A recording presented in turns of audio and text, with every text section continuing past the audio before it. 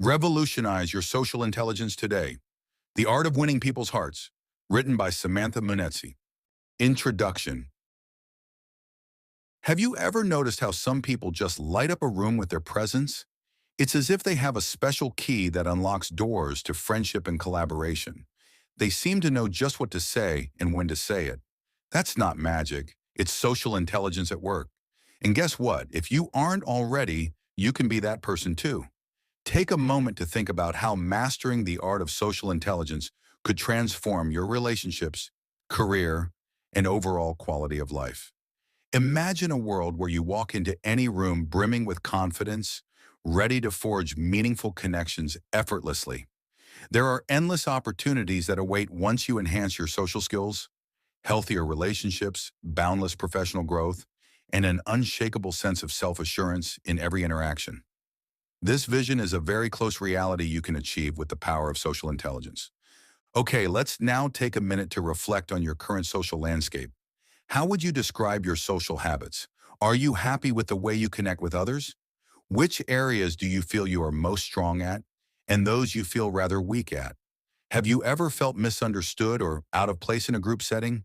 Or perhaps you found yourself struggling to strike up a conversation or read social cues correctly?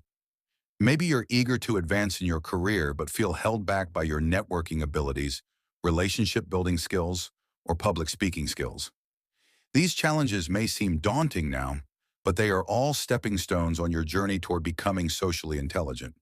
With the right tools and insights, you can transform these hurdles into strengths. So what exactly does this journey entail? In the chapters ahead, we'll delve into a treasure trove of insights designed to enhance your social acumen. We'll start by identifying signs of poor social skills, helping you understand areas that need improvement. Then we'll dive into the realm of self-love, exploring how nurturing a positive relationship with yourself naturally attracts positive interactions with others. You'll learn how to cultivate excellent social habits, ensuring that each encounter leaves a lasting impression. But that's not all. We'll also explore the crucial role of self-awareness in building authentic connections. Understanding your emotions and recognizing how they influence your behavior is key to interacting effectively with others.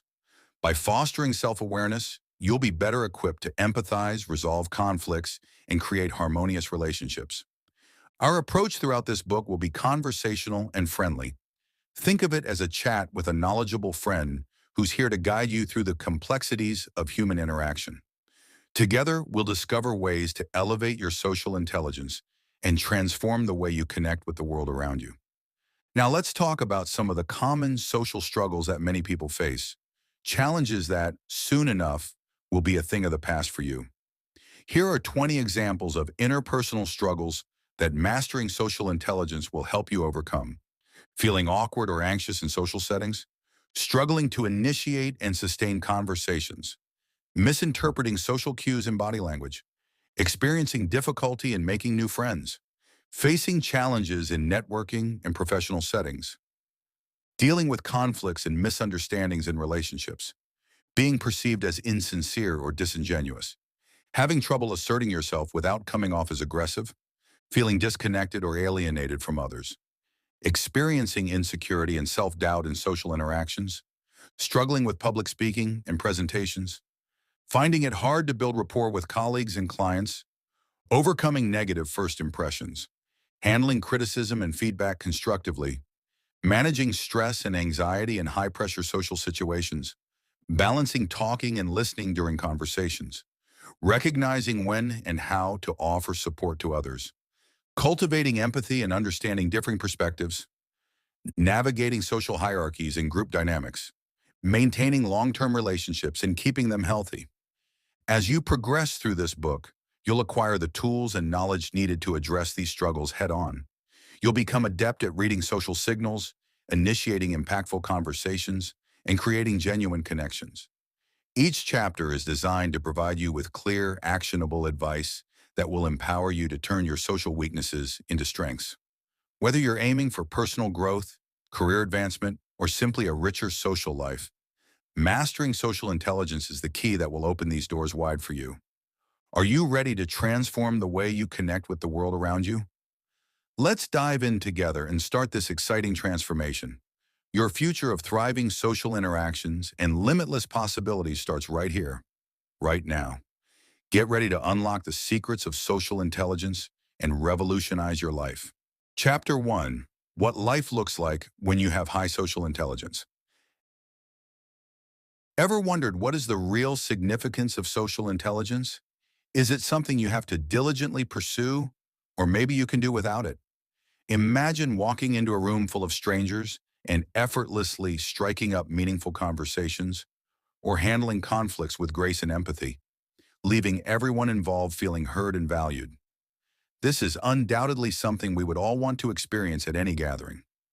Let's talk about Ethan, a guy who, like many people, found it hard to make friends he wished he could have. He often felt out of place at parties and would struggle to start conversations. One day, while waiting in line at a coffee shop, he began chatting with a stranger who shared his love for hiking. That small talk led to an unexpected invitation for a weekend outdoor trip.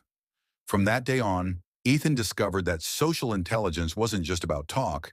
It was like having a key to unlock friendly doors he never knew existed. Gradually, he found himself overcoming the dread of social gatherings, making connections that transformed his lonely weekends into adventures with new friends. Now think about what acquiring social intelligence could help you achieve. Think about it.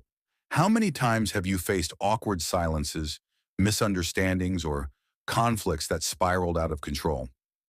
Having high social intelligence offers solutions to these common problems. You could dodge the pit of miscommunication in your relationships, sidestep the traps of isolation, and avoid the thorny path of unresolved conflict. With this skill, you'd gain the power to inspire trust from your coworkers, leading to better teamwork. Knowing how to show empathy could help you connect deeper with loved ones. Remember those moments of tension with your family? Social intelligence can turn those around, creating empathy-filled discussions rather than heated arguments. Picture yourself navigating tricky social situations with grace. No more embarrassment or second-guessing yourself. Consider how mastering social and emotional intelligence could clear the cobwebbed relationships in your life. Or maybe think of the time you might have missed a job opportunity because you couldn't connect with your boss.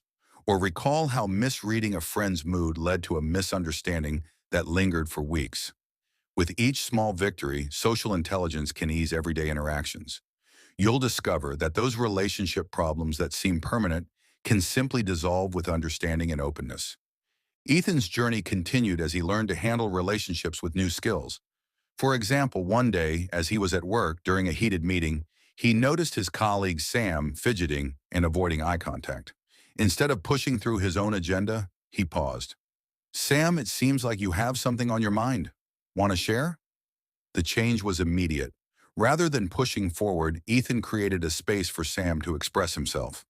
The tension eased, and their conversation transformed into a productive discussion that benefited the whole team. Just like that, social intelligence turned a potentially explosive situation into a cooperative dialogue. Would you have seen that moment? Many would miss it, but having that awareness is a game changer. As Ethan kept honing his skills, he found that every interaction became smoother. His social network expanded rapidly, and so did his confidence. When he walked into events, he embraced the energy instead of retreating. At gatherings, he would ask people about their interests, eagerly listening and finding common ground. This simple practice transformed evening conversations from mundane to exciting. Have you ever tried this? You might be surprised at how much people appreciate being genuinely listened to. It fosters a sense of belonging and, in return, opens up deeper connections. With each discussion, he enriched his social toolkit, an arsenal of effective communication that allows building strong, lasting relationships effortlessly. Now imagine how your life could shift with the same approach. Being able to read a room, understanding when someone needs words of encouragement or a dose of humor. These small yet powerful acts can set you apart. Remember those social gatherings that made you anxious? Envision walking in with the confidence to start conversations, to introduce yourself, and observe how people respond. What if you turn awkward moments into delightful exchanges? Social intelligence can give you that edge. You could become the person everyone feels drawn to, the one who knows how to make others feel appreciated and special. As Ethan's story shows, social intelligence enriches not just your relationships, but also your experiences. It empowers you to tackle life's challenges with compassion and understanding. Think about it. How many worries could disappear with a little social savvy? The barriers of fear dissolve when you can connect genuinely. Imagine mastering how to engage with others, leading to discussions that inspire, challenge, and unite. Your confidence will grow. Friendships will blossom. Opportunities will come knocking on your door. Social intelligence is not just a skill. It's a way of life that transforms everything you touch. In pursuing the growth of this powerful skill, you will discover that life can be vibrant and full of potential. All those little anxieties about conversations, difficult relationships, and social dynamics will fade away as you embrace this new understanding. You'll find yourself building bridges instead of walls, creating an enriching web of relationships that can uplift not just yourself, but those around you. How social intelligence solves the problem of one-sided relationships.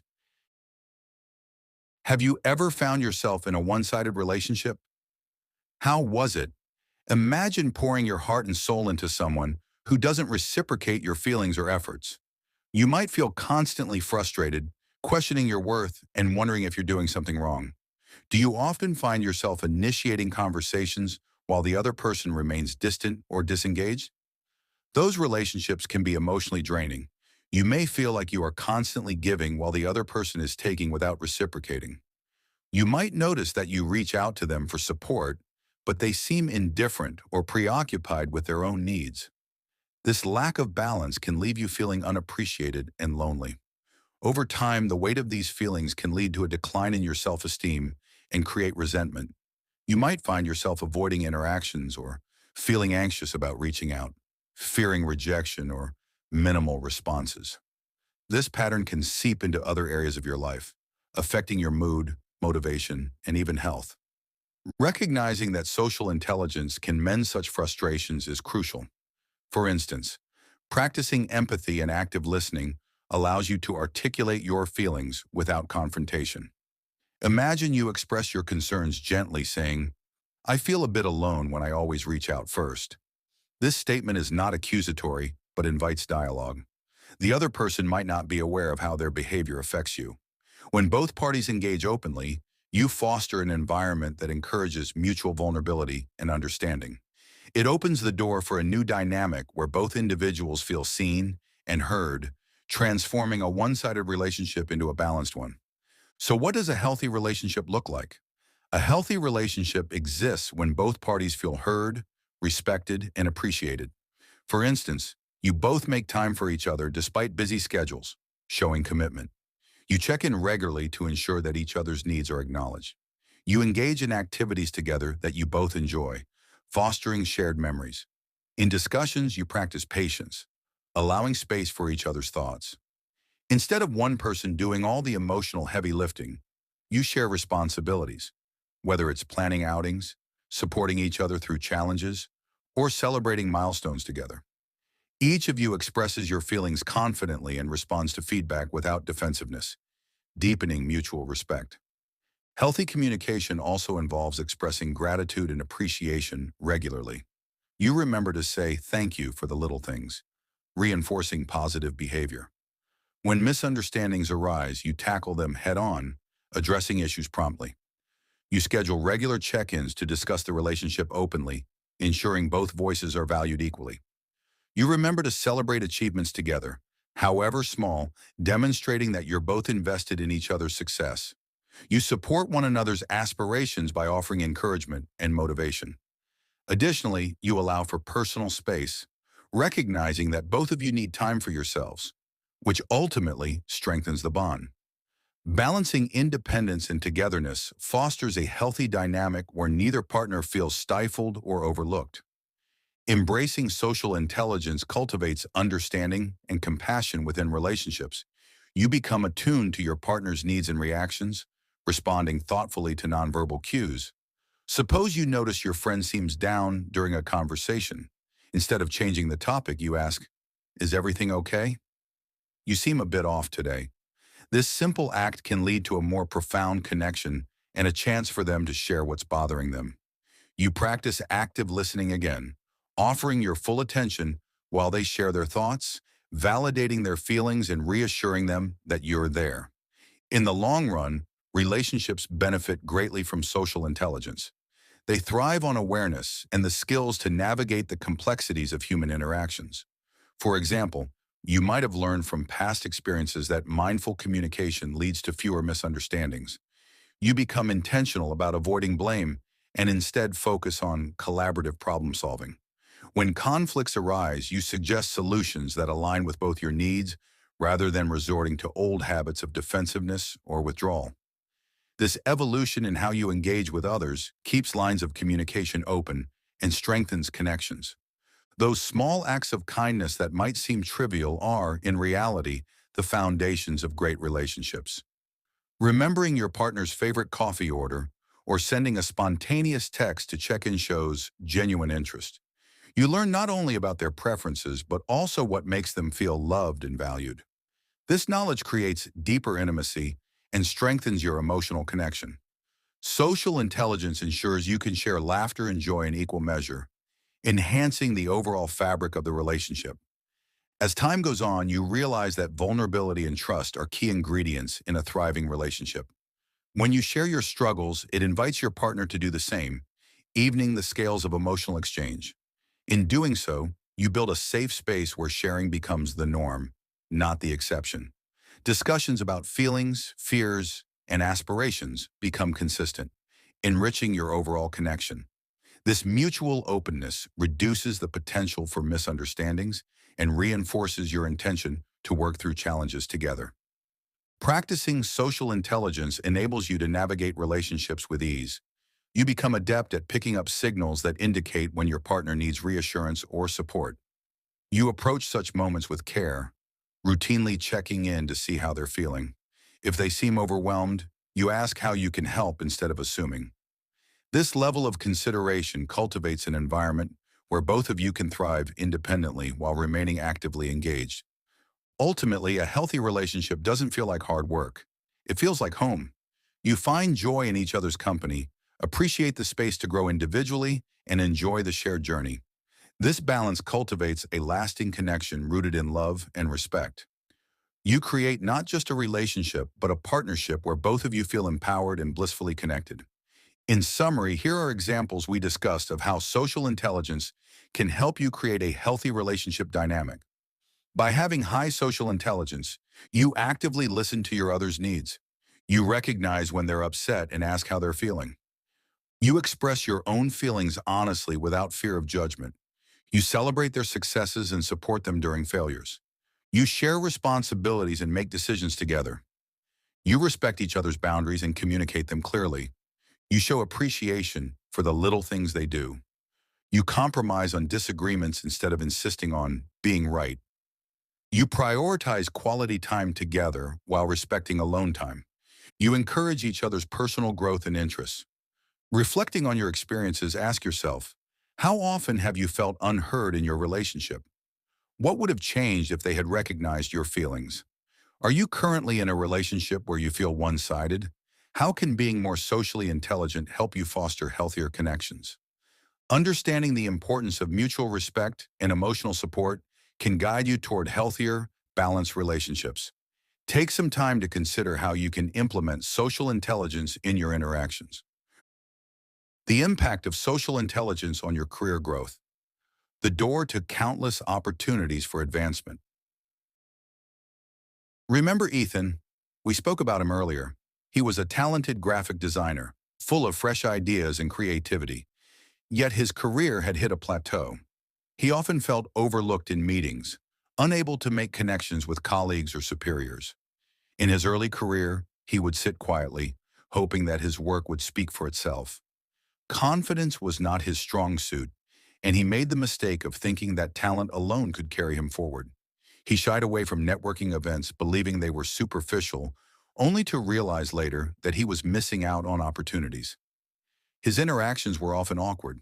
A mix of anxiety and hesitation made small talk feel like a daunting task. He found himself in misunderstandings, at times coming across as disinterested or rude, which strained relationships with coworkers and affected team dynamics. Determined to change his situation, Ethan dove headfirst into learning about social intelligence. He read books, attended workshops, and observed how successful people navigated their social landscapes. He realized that unlocking this skill was the key to transforming his career. One day, he decided to challenge himself at a local design conference. Instead of hiding in the back, he practiced what he had learned. He approached strangers with a smile, asking open-ended questions that sparked interesting conversations. "What inspired your latest project?" he would ask, genuinely curious about their insights. This new approach not only made him more approachable, but also helped him forge meaningful relationships. As time went on, Ethan implemented other socially intelligent habits that changed the game for him. He started practicing active listening, really tuning into what people were saying instead of thinking about his own responses. He found that asking thoughtful follow-up questions, "Could you tell me more about that challenge?" made people feel valued and appreciated. Regularly checking in with old contacts became a part of his routine, which kept those relationships alive. By offering help first, rather than asking for favors, he built a reputation as a dependable colleague. "Hey, I can take care of that report for you if you're swamped," became his mantra. This willingness to help broke down barriers and created an environment of trust around him. Ethan's new skills did not go unnoticed. His manager, impressed with his ability to lead discussions and motivate the team, invited him to co-lead a critical project. "I've seen how you interact with the team, Ethan. Your insights are valuable," she said one afternoon. Eager to rise to the occasion, Ethan embraced this opportunity. He applied emotional intelligence, resolving conflicts that arose during the project's development. When disagreements sparked, he would mediate, creating space for everyone to voice their opinions. "Let's hear all perspectives before jumping to conclusions," he would encourage, fostering a spirit of collaboration.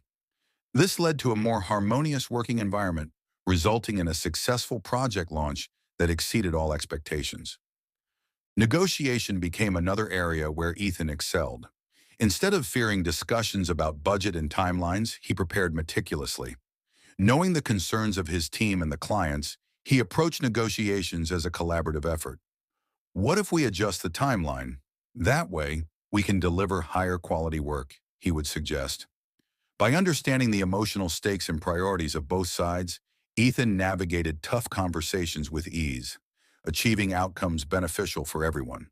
His confidence soared, and those he worked with came to rely on his insights during vital discussions. As his social intelligence grew, so did his emotional resilience. Challenges that would have once sent him spiraling into frustration now became opportunities to shine. In one instance, an unexpected critique of his design almost knocked him down. However, instead of reacting defensively, he took a step back, considering the feedback. "I appreciate your perspective, and I see how I can incorporate that," he calmly responded. This not only helped him adapt better, but also built respect among his peers, who saw him as someone willing to learn and grow. Ethan's story serves as a powerful reminder of how impactful social intelligence can be for your career growth. With these newfound skills, he landed a promotion within a year, opening doors he hadn't thought possible. As he reflects on his journey, he realizes there are countless ways social intelligence can elevate your career. By truly connecting with others, you can build networks that provide support and create opportunities. Practicing active listening can help you engage more deeply with your peers. Developing empathy enhances your relationships, making you a go-to person in times of need. Negotiating skillfully allows you to advocate for yourself and others effectively. Leading with emotional intelligence creates an environment where team members feel supported, boosting overall productivity. Cultivating resilience helps you recover from setbacks quickly. Regular communication keeps your relationship strong, and offering assistance before seeking it ensures you become someone others trust. Ultimately, if you want to change your professional trajectory, honing your social intelligence can be a game changer. Harnessing social intelligence at work allows you to make genuine connections, understand dynamics, and be proactive in your relationships. But all this can feel overwhelming, and you may feel like you don't know where to start. Don't worry, you're certainly not alone. Just start small. Begin with practicing active listening, reaching out to a colleague you haven't spoken to in a while, or simply smiling and greeting someone new as often as you can. Every little habit you adopt can set a foundation for massive career growth, just like Ethan discovered. Your growing social intelligence will become a powerful tool that progressively transforms how you handle your professional life. Through skillfully harnessing it, you will be able to achieve these profound benefits in your professional life. Builds valuable relationships, enhances communication skills, improves negotiation outcomes, fosters teamwork and collaboration, boosts leadership capabilities, strengthens emotional resilience, increases adaptability in challenges, promotes empathy and understanding, creates opportunities for mentorship, leads to greater visibility and recognition in your field. The importance of social intelligence in professional growth. Your growing social intelligence will significantly speed up your professional growth and help you advance in your career. Understanding social interactions and managing them effectively is key to thriving in both personal and professional settings. One significant part of social intelligence is the ability to network. Networking can create many opportunities and support personal growth. For example, attending a conference allows you to meet industry leaders and potential collaborators. By having meaningful conversations with those people, you might find job offers, partnerships, or even mentors who can guide you. Developing networking skills involves more than just passing out business cards.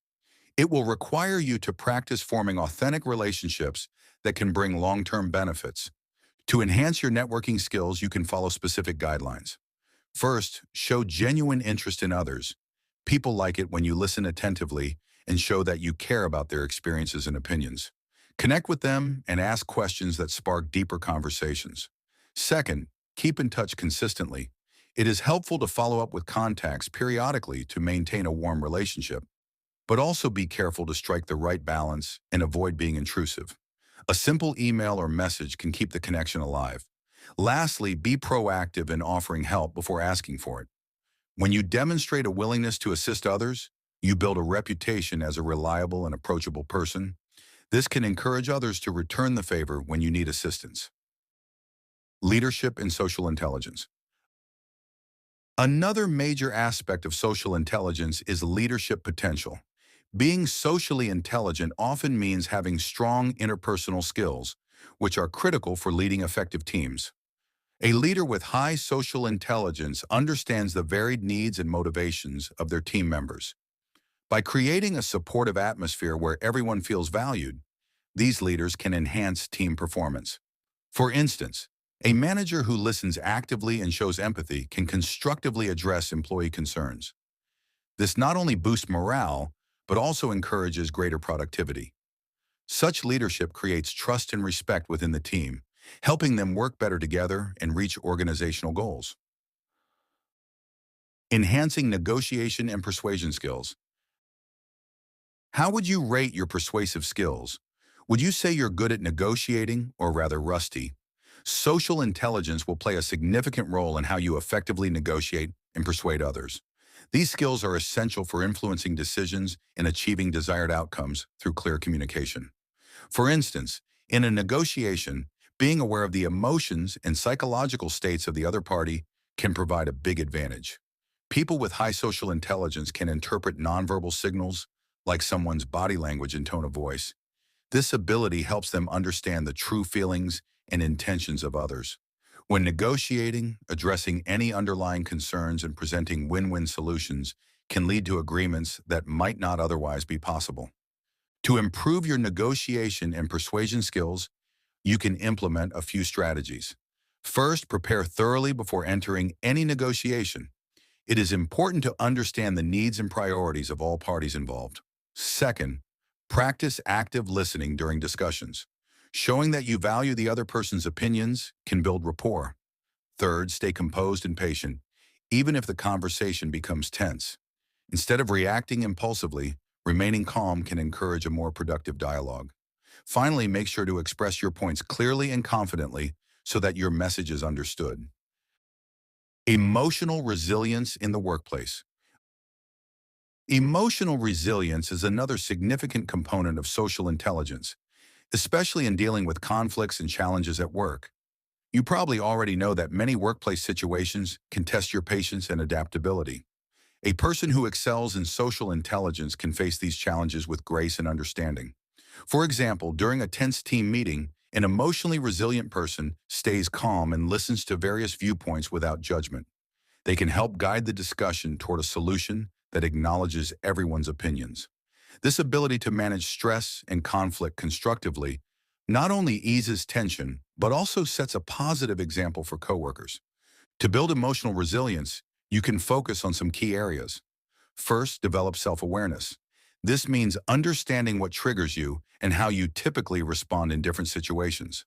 Knowing yourself can help you navigate challenges better. Second, practice empathy. Try to put yourself in someone else's position to better comprehend their feelings and reactions. Third, maintain a balanced mindset. When faced with criticism or setbacks, view these experiences as chances to grow rather than as personal failures. Lastly, create a support network. Surround yourself with colleagues, mentors, and friends who can offer guidance and encouragement when times are tough. We all need allies in life, so make sure you know who your allies are and always make an effort to nourish those relationships as well as consistently keep them strong. Social intelligence makes you to be confident in your own skin. Having social intelligence can dramatically boost your self-assurance and positive self-image. But how do you achieve a high level of self-assurance? It starts with understanding yourself deeply and learning to practice new social habits while staying true to who you are. Laura, a remarkable lady I grew up dearly fond of, understood that very well. She knew that to enhance her social intelligence, she needed to harness the power of neuroplasticity. With this scientific concept in mind, she embraced the idea that her brain could adapt and grow through practice and new experiences. Each time she stepped into a social situation, she reminded herself that she was rewiring her brain to become more confident. Rather than shying away from interactions, she sought them out, believing that every conversation was an opportunity to learn and develop. She took baby steps initially, engaging in small talk with those around her or commenting on a colleague's choice of coffee. Gradually, these brief exchanges built up her confidence and comfort in larger groups. Her aura began to change. It exuded a magnetic charm that naturally drew people toward her. Friends remarked on how she seemed to light up the room, her warm smile and genuine interest in others making her approachable. "What's your secret?" her friend Naftali asked one day during lunch. Laura chuckled. "I just decided to be myself and practice connecting with others. It's all about intentionally being present and listening." As she spoke, Laura noticed how the simple act of sharing her journey sparked excitement in Naftali's eyes. This connection reinforced Laura's belief that social intelligence wasn't just about her growth, but about creating connections with others as well. With her developing social skills, Laura no longer shied away from conflicts. She realized that interpersonal challenges were part of human interaction, and approaching them with an open mind brought about harmony. For instance, one day as she was at work when a disagreement arose during a team project, Laura confidently stepped in. "I hear both of your points, and I think we can find a middle ground," she stated. Her colleagues listened intently, appreciating her level-headedness. By acknowledging all sides of the debate, Laura facilitated a discussion that led to an amicable solution. This approach allowed her to become a respected mediator among her peers, leading to deeper and more respectful friendships. As time progressed, Laura developed an air of boldness that was hard to ignore. She walked with purpose and her voice carried a sense of authority infused with kindness. Even those who may once viewed her as shy were taken aback by her new confidence. "You should have seen the way she handled that meeting," her colleague Jake remarked to another coworker. "She just owned the room." Many began to view her as a source of inspiration, and even her suitors, drawn in by her charm and confidence, found her irresistible. They appreciated her openness and genuine personality, often saying, "There's something special about you, Laura," leaving her feeling both flattered and empowered to continue her journey of self-discovery. Each week, Laura found new ways to challenge herself. She joined a public speaking group that pushed her boundaries further.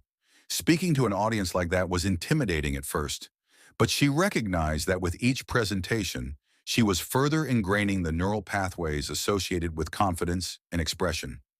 Her fellow members became a supportive community, celebrating each member's progress. Laura used her growing assertiveness to speak up. She shared stories of her own challenges, which opened the door for others to share theirs. This created a safe space where they could all grow together, an environment where authenticity flourished. Through these experiences, Laura became increasingly aware of the importance of feedback. She began actively seeking it regarding her social interactions. After a speaking event, she would ask for insights from her peers. Did I engage enough? Or, what could I improve for next time? Became her go-to questions. The comments she received were honest and constructive. One day after a presentation, she approached her mentor, feeling encouraged by her peers. I felt really good about my talk, but how did I do in engaging the audience? She asked, eager for insight. Her mentor smiled. You did great. Just remember to pause occasionally. It allows the audience to absorb your thoughts and even ask questions. Laura took notes, appreciating the clarity and the feedback. Her journey of personal growth wasn't just self-centered. She understood the ripple effect her social intelligence could create. As she became more confident and skilled at navigating relationships, her friends and colleagues began to mirror these behaviors.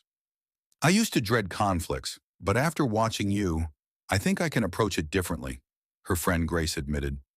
This realization brought her joy. It confirmed that her efforts were uplifting not just her own life, but also those of the people around her. The connections she created grew deeper, building a network of supportive relationships built on trust and understanding. Laura indulged in being a part of community service projects, believing in the power of giving back. Volunteering helped her expand her social circle while also allowing her to practice her skills in a nurturing environment. She often found herself leading discussions. People valued her opinion. Laura, what's your take on this? Became a common question during planning meetings. The respect her peers held for her only fueled her confidence more. She knew her voice mattered, and that confidence became an essential quality others admired about her. With her evolving character and capabilities, Laura felt a strong sense of responsibility to share what she had learned with others who faced challenges similar to the ones she once did. She began organizing workshops on social intelligence, inviting people of all backgrounds to share their experiences. Each workshop was a blend of learning and practice, where participants engaged in role-playing and discussions that encouraged vulnerability and empathy. I never thought I could handle conflicts like that, one participant exclaimed at the end of a session.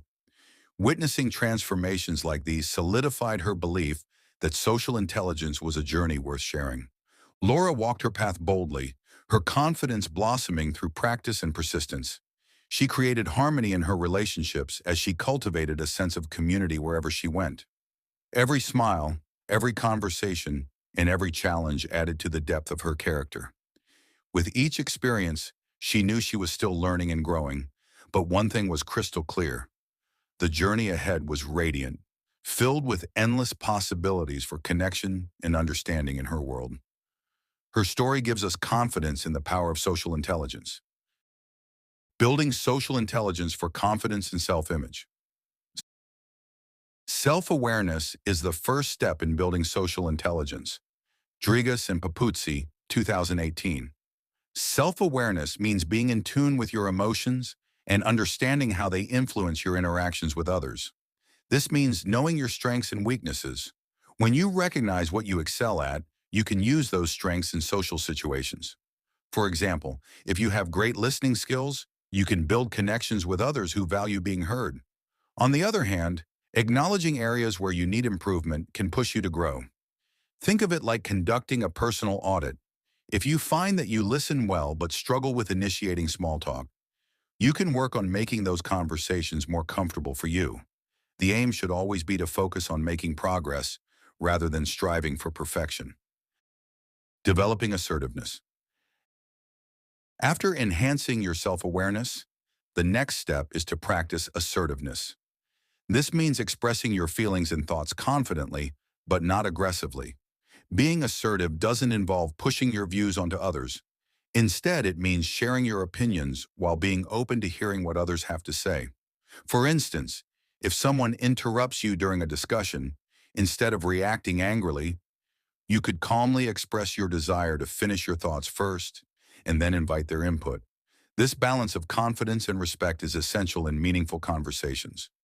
To practice assertiveness effectively, you can start using I statements. For example, rather than saying, "You're always interrupting me," you might say, "I feel unheard when I'm interrupted." This approach shifts the focus to your feelings and makes it easier for others to understand your perspective without feeling attacked. Another great way to improve this skill is through role-playing different scenarios with friends or colleagues. Pay attention to your body language, the tone of your voice, and your eye contact, as these elements are key components of assertive communication. Embracing authenticity. Being authentic in your interactions will make you very magnetic to others. Authenticity means being your true self no matter the situation. When you're authentic, you build trust and genuine connections. People can often sense when someone is not being genuine. For instance, if interacting with others feels exhausting because you are forcing yourself to act in a way that doesn't feel natural, it's better to embrace who you genuinely are. Share your thoughts honestly, ask questions out of true interest, and be open about your vulnerabilities. Being authentic doesn't require you to share every secret. Rather, it's about being real and transparent in everyday interactions. For example, if someone asks for your opinion on a project at work, it's best to avoid a generic response just to please others. Instead, give honest feedback while being respectful. You could say, "I think the plan has great potential, but I have concerns about the timeline and the resources needed." This response shows that you are engaged and truthful without coming across as negative. Authenticity helps you form deeper relationships because people will trust you more if they know you are being honest. Resilience to criticism. Another essential quality of social intelligence is resilience to criticism. Have you ever caught yourself constantly being defensive or justifying yourself when others try to bring up something to you? Receiving feedback, especially when it's negative, is a part of any social interaction. However, how you respond to that criticism can affect both your self-image and your relationships. Instead of taking criticism personally, try to view it as a growth opportunity. This doesn't mean accepting every piece of feedback without question. It's important to be discerning. Constructive criticism can provide valuable insights into areas where you can improve.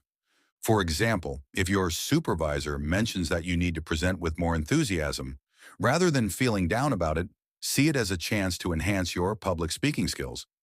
You could look for workshops, watch videos of effective speakers, or even practice in front of friends to gain confidence.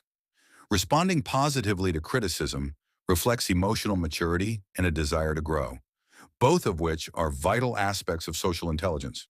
People often become defensive or dismissive in the face of negative feedback. Instead, aim to listen actively to what is being said without interrupting. Take time to process the information before you respond. If the feedback is unclear, ask for specific examples so you can better understand what needs improvement. Being thankful for the feedback, even when it's tough to hear, can also be helpful.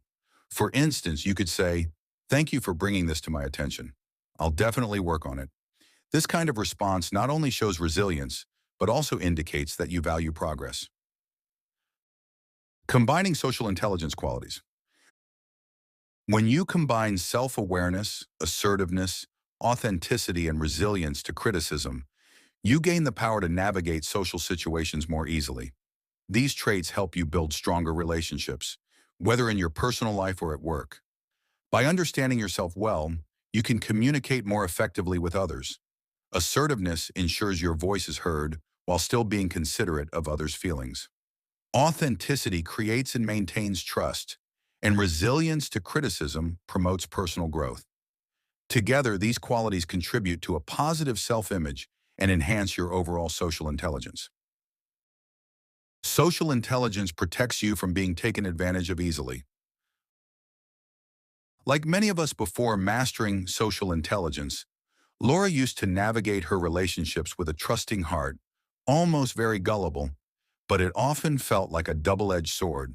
Friends would cancel plans at the last minute, promising to reschedule only to ghost her for weeks on many occasions. A boyfriend she adored would frequently make up excuses, claiming he was too busy at work, while secretly enjoying a night out with friends. It didn't take long for Laura to recognize a pattern. Betrayal had become a routine fixture in her life. "Why do I always end up feeling used?" she asked her sister one evening over dinner. Her sister shrugged, offering no real answer, but Laura knew deep down something had to change.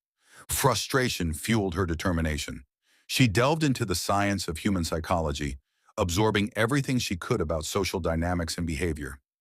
As she read about boundaries, her eyes widened in realization. "So this is what I've been missing," she muttered, jotting down notes in the margins of her books.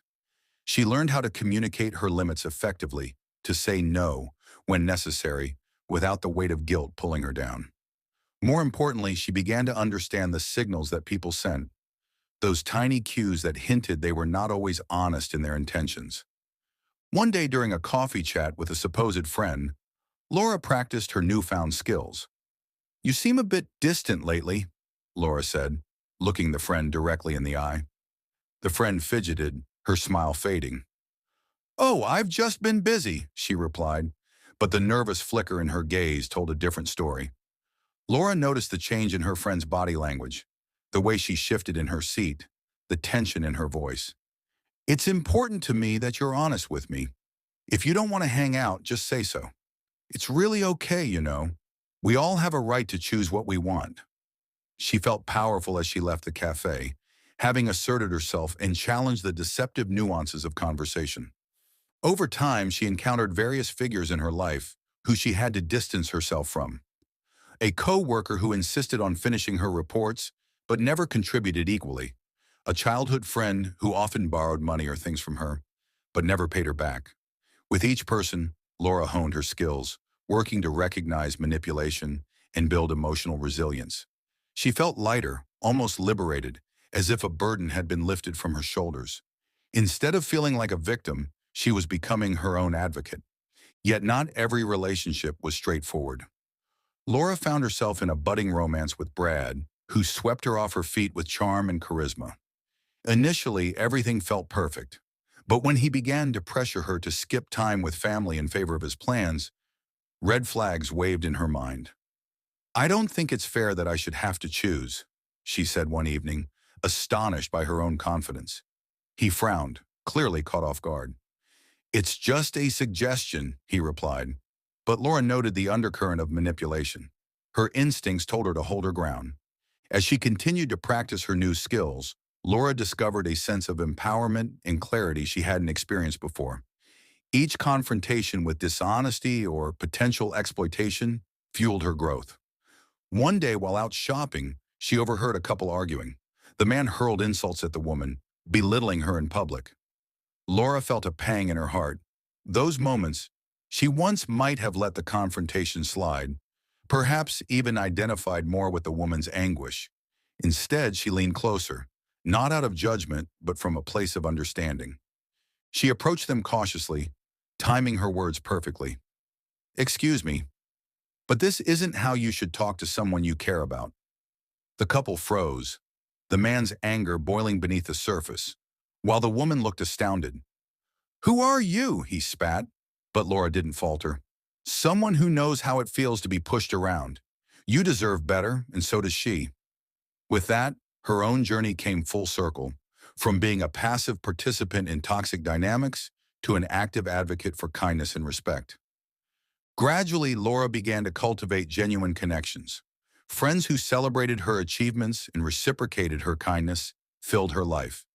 She learned the joy of mutual respect and understanding, each relationship thriving under transparent communication.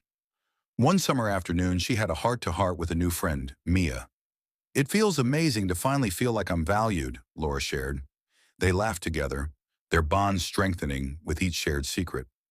Laura's transformation was subtle yet powerful. She realized that social intelligence was not just a skill, it was a way of life. By respecting herself, she attracted people who respected her in return. No longer was she a doormat. She stood tall, strong in her knowledge and experience. And as she closed each chapter on the relationships that drained her, new ones filled with light and appreciation began to unfold. With every new day, Laura embraced challenges head-on, her self-awareness guiding her decisions as she navigated the complexities of human behavior. It's not just about saying no, she mused one evening while journaling. It's about understanding what we say yes to. She grasped the nuances of connection, recognizing that forging links with others required effort and a deep sense of personal strength. As she continued this journey of personal growth, Laura felt increasingly equipped to face whatever life threw her way.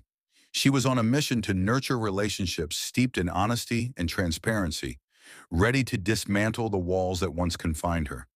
The echoes of her past failures served as reminders, solidifying her resolve not to fall back into old patterns. Each step taken reflected her evolving understanding of herself, further cementing the absolute truth that she was worthy of genuine love, respect, and support. With each lesson learned, Laura's world expanded.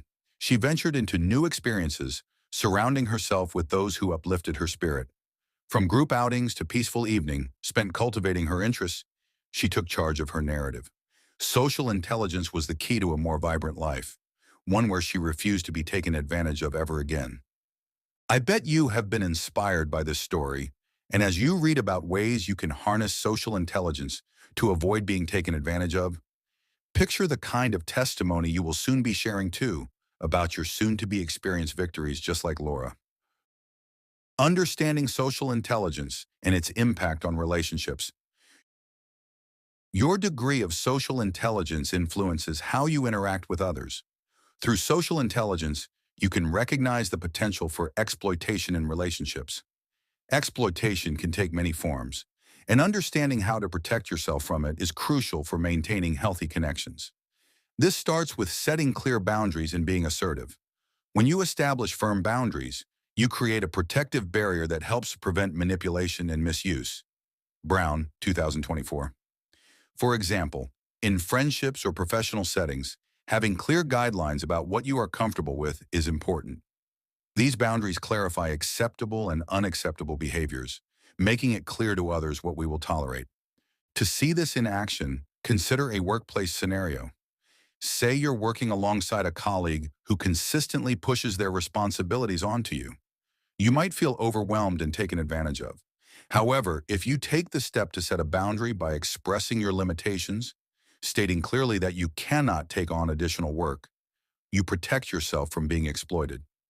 This assertiveness not only safeguards your time and energy, but also enhances your self-respect. It sends a message to others about what you value and what you expect in return. Reading intentions in social interactions. Another important component of social intelligence is the ability to read intentions. This entails the ability to understand the motives behind others' actions. Developing this skill requires paying attention to subtle cues, such as body language, tone of voice, and facial expressions. By honing this ability, you become more adept at discerning whether someone's gestures are genuine or if they have ulterior motives. For instance, think about a friend who frequently asks for favors but seldom reciprocates or shows gratitude. If this pattern continues, you might start questioning their intentions. It could indicate an imbalance where they are primarily focused on what they can gain instead of building a mutually supportive relationship. Being able to recognize these signs helps you navigate your interactions more wisely and maintain healthy relationships. Detecting deception and manipulative behaviors. Heightened social intelligence also equips you with the skills needed to detect deception. Sinha, 2022. Recognizing signs of dishonesty can help you avoid being misled or manipulated in various situations. Manipulators often employ specific tactics to achieve their goals. For example, gaslighting is a common technique where someone makes you doubt your own reality. On the other hand, love bombing is another manipulative tactic where someone overwhelms you with excessive affection to create dependency. By understanding these manipulative tactics, you become more capable of identifying when someone might be trying to deceive you. This awareness empowers you to take necessary action, whether it's confronting the person or distancing yourself from the situation. Learning to detect these red flags is essential for protecting your emotional well-being. Valuing yourself and building self-respect. Having self-respect is another crucial element needed to avoid exploitation. People with a strong sense of self-worth are less likely to tolerate disrespectful behavior or allow others to take advantage of them. This foundation of self-respect strengthens your ability to maintain healthy boundaries in all types of relationships. Consider a romantic relationship where one partner consistently belittles the achievements of the other. Such behavior creates an unhealthy dynamic that can lead to long-term emotional harm. Recognizing this pattern is essential for your well-being. Valuing yourself enough to address the disrespect you experience in your relationships helps you take control and avoid situations that could exploit your vulnerabilities. Social intelligence enhances your ability to work harmoniously with different people. Laura often found herself in uncomfortable situations at work and her personal life. In meetings, she would sit quietly, avoiding eye contact with colleagues she perceived as abrasive. She felt drawn to the softer-spoken people, those who shared her values of kindness and cordiality. However, whenever a brash personality entered the room, she would mentally retreat, fearing confrontation and feeling inadequate. This pattern limited her, both professionally and personally. While her ability to communicate well with agreeable personalities thrived, those encounters with more assertive people left her feeling small and isolated. Her colleagues noticed her reluctance but didn't understand why. They would say, "Laura, your ideas are valuable. Why don't you speak up?" Yet no matter how much she wanted to, she simply couldn't muster the courage. One day, Laura attended a workshop focused on personality types, specifically the 16 personalities from the Myers-Briggs framework. As she listened intently, her perspective began to shift. She learned about the strengths and weaknesses of the various types, including those she typically found intimidating. Understanding someone's behavior through their personality can help you navigate difficult conversations, the facilitator explained. This resonated with Laura. Instead of viewing people as aggressive or unkind, she could start seeing their traits as part of their unique makeup. This newfound knowledge sparked something within her. She realized that she could transform her fear into understanding. She recorded notes and left the workshop feeling empowered. "Next time, I'll approach those assertive types differently," she thought. In the weeks that followed, Laura began to implement these principles. One afternoon during a project meeting, a colleague named Mark made a comment that sounded curt. Instead of retreating into silence, Laura remembered the workshop. She took a deep breath and responded, "I appreciate your point, Mark. Can you help me understand how you arrived at that conclusion? I'd like to see the bigger picture." Mark paused and looked at her, surprised yet intrigued. They delved into a discussion that revealed different angles of the project, and suddenly Laura found herself engaging in a productive conversation. Other teammates chimed in, and by the end of the meeting, Laura felt like a crucial part of the team. She discovered how important it was to lean into discomfort rather than run away from it. Gradually, as she built her confidence, Laura sought to understand the underlying motivations of her colleagues. She became curious rather than defensive. For instance, she found out that Mark's strong communication style masked a deep passion for the project. He wanted everyone to be as engaged as he was. Learning about her teammates helped her create connections she never thought possible. Conversations that would have previously left her feeling defeated now taught her empathy and patience. Almost every interaction delighted her. She shared stories about her childhood and experiences that transformed the team bond, bringing people together in ways they hadn't before considered. Laura also ventured into discussions about spirituality, which had always been her refuge. One day, a colleague opened up about her struggles with balancing work and family life. Laura could sense the tension in her voice and recognized this was a chance to connect. "It's tough, isn't it? I sometimes feel overwhelmed too. Would you like to grab coffee? I'd love to share some tips that have helped me keep my balance." This simple gesture of support turned into a weekly coffee catch-up where they discussed not only work-life balance, but also their personal journeys. As their friendship grew stronger, more colleagues joined in, enriching their connections and fostering a warm and collaborative work environment. To further improve her skills, Laura practiced active listening daily. Whenever someone reached out to her, she focused on not just hearing their words, but understanding the emotions behind them. In team huddles, she began taking note of body language, letting subtle cues guide her responses. For example, when a colleague appeared withdrawn, Laura would prompt them gently. "I noticed you seemed a bit quiet today. Is there anything on your mind?" Such moments of inquiry often led to invaluable conversations, where her colleagues felt seen and valued. Through active listening, Laura found she was not only supporting others, but also learning about them on deeper levels, transforming her relationships into meaningful connections. As time passed, Laura solidified her role in the office as a bridge builder. Her initial shy demeanor faded as she exhibited grace in handling various personalities. During a particularly challenging project that required collaboration from multiple departments, Laura confidently stepped in as a liaison.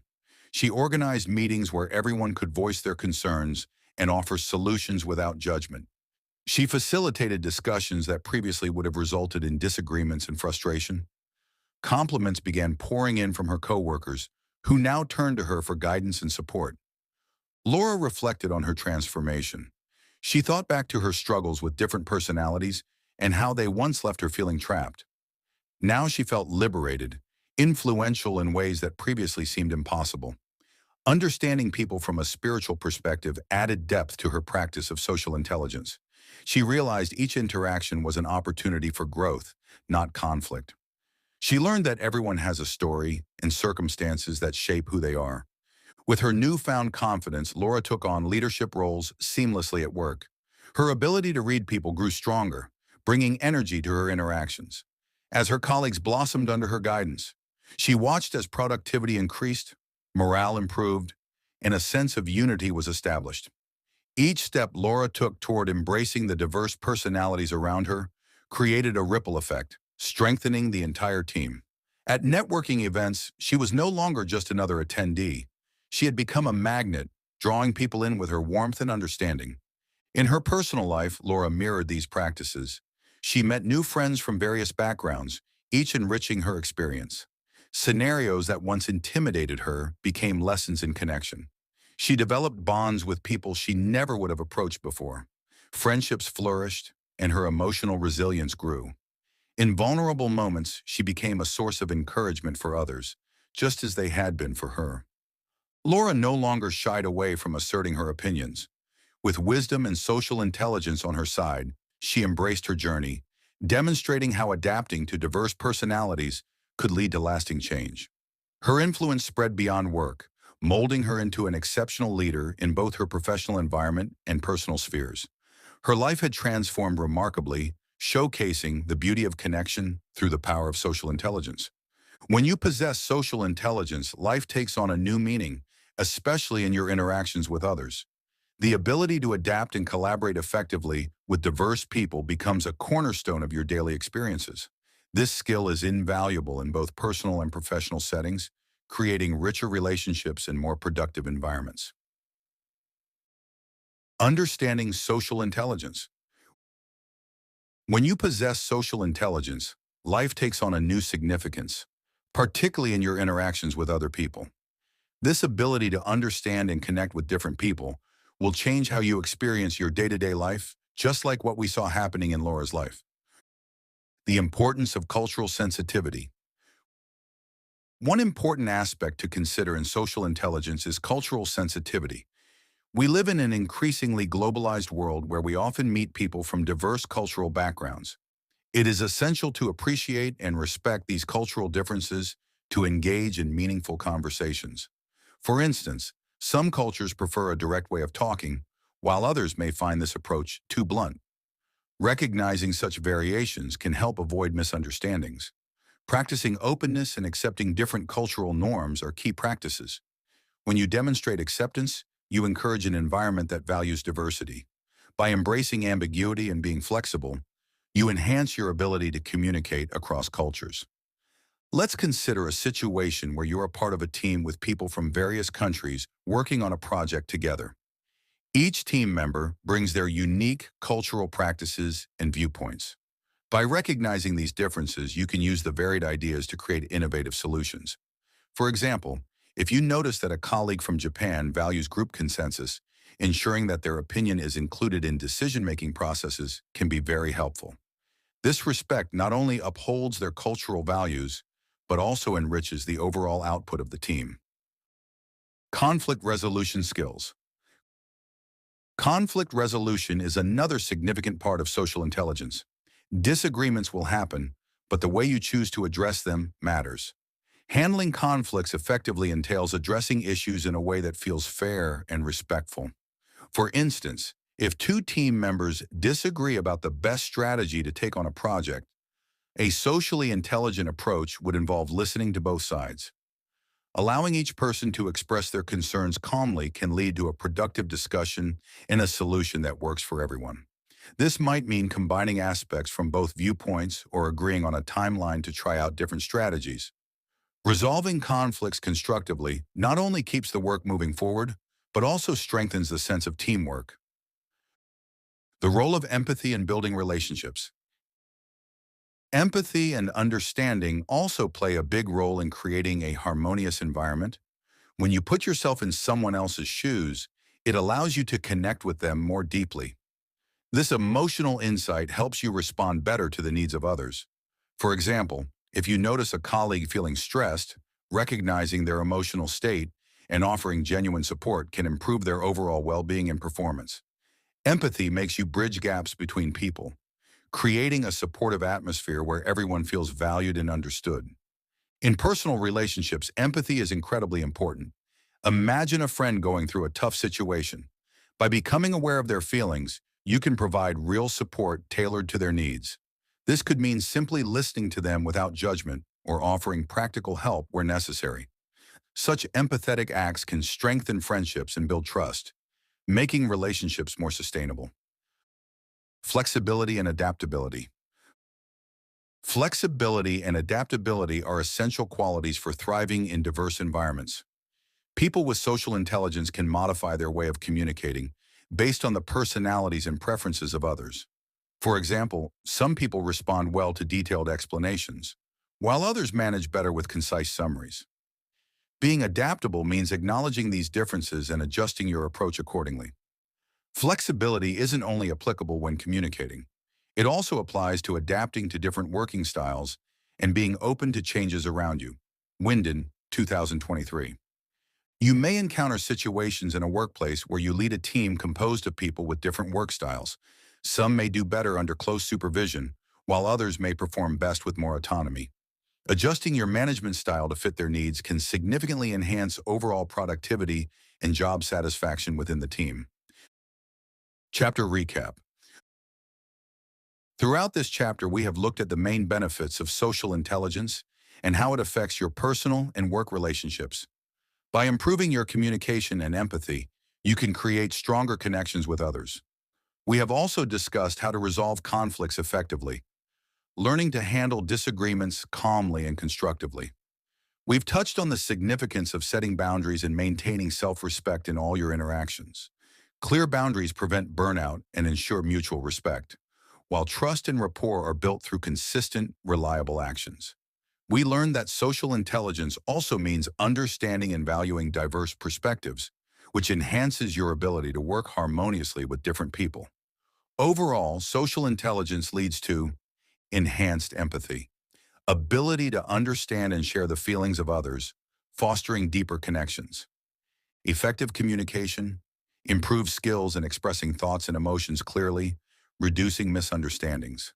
Conflict resolution, skills in navigating disagreements constructively, promoting harmony in relationships. Increased trust, ability to build trust through genuine interactions, leading to more meaningful relationships. Social awareness, skill in reading social cues and dynamics, helping to adapt to different situations appropriately. Supportive networks, ability to cultivate and maintain supportive relationships that provide emotional and practical assistance. Greater influence, capacity to inspire and motivate others, strengthening bonds and collaborative efforts. Resilience, better management of social stressors, leading to healthier relationship dynamics.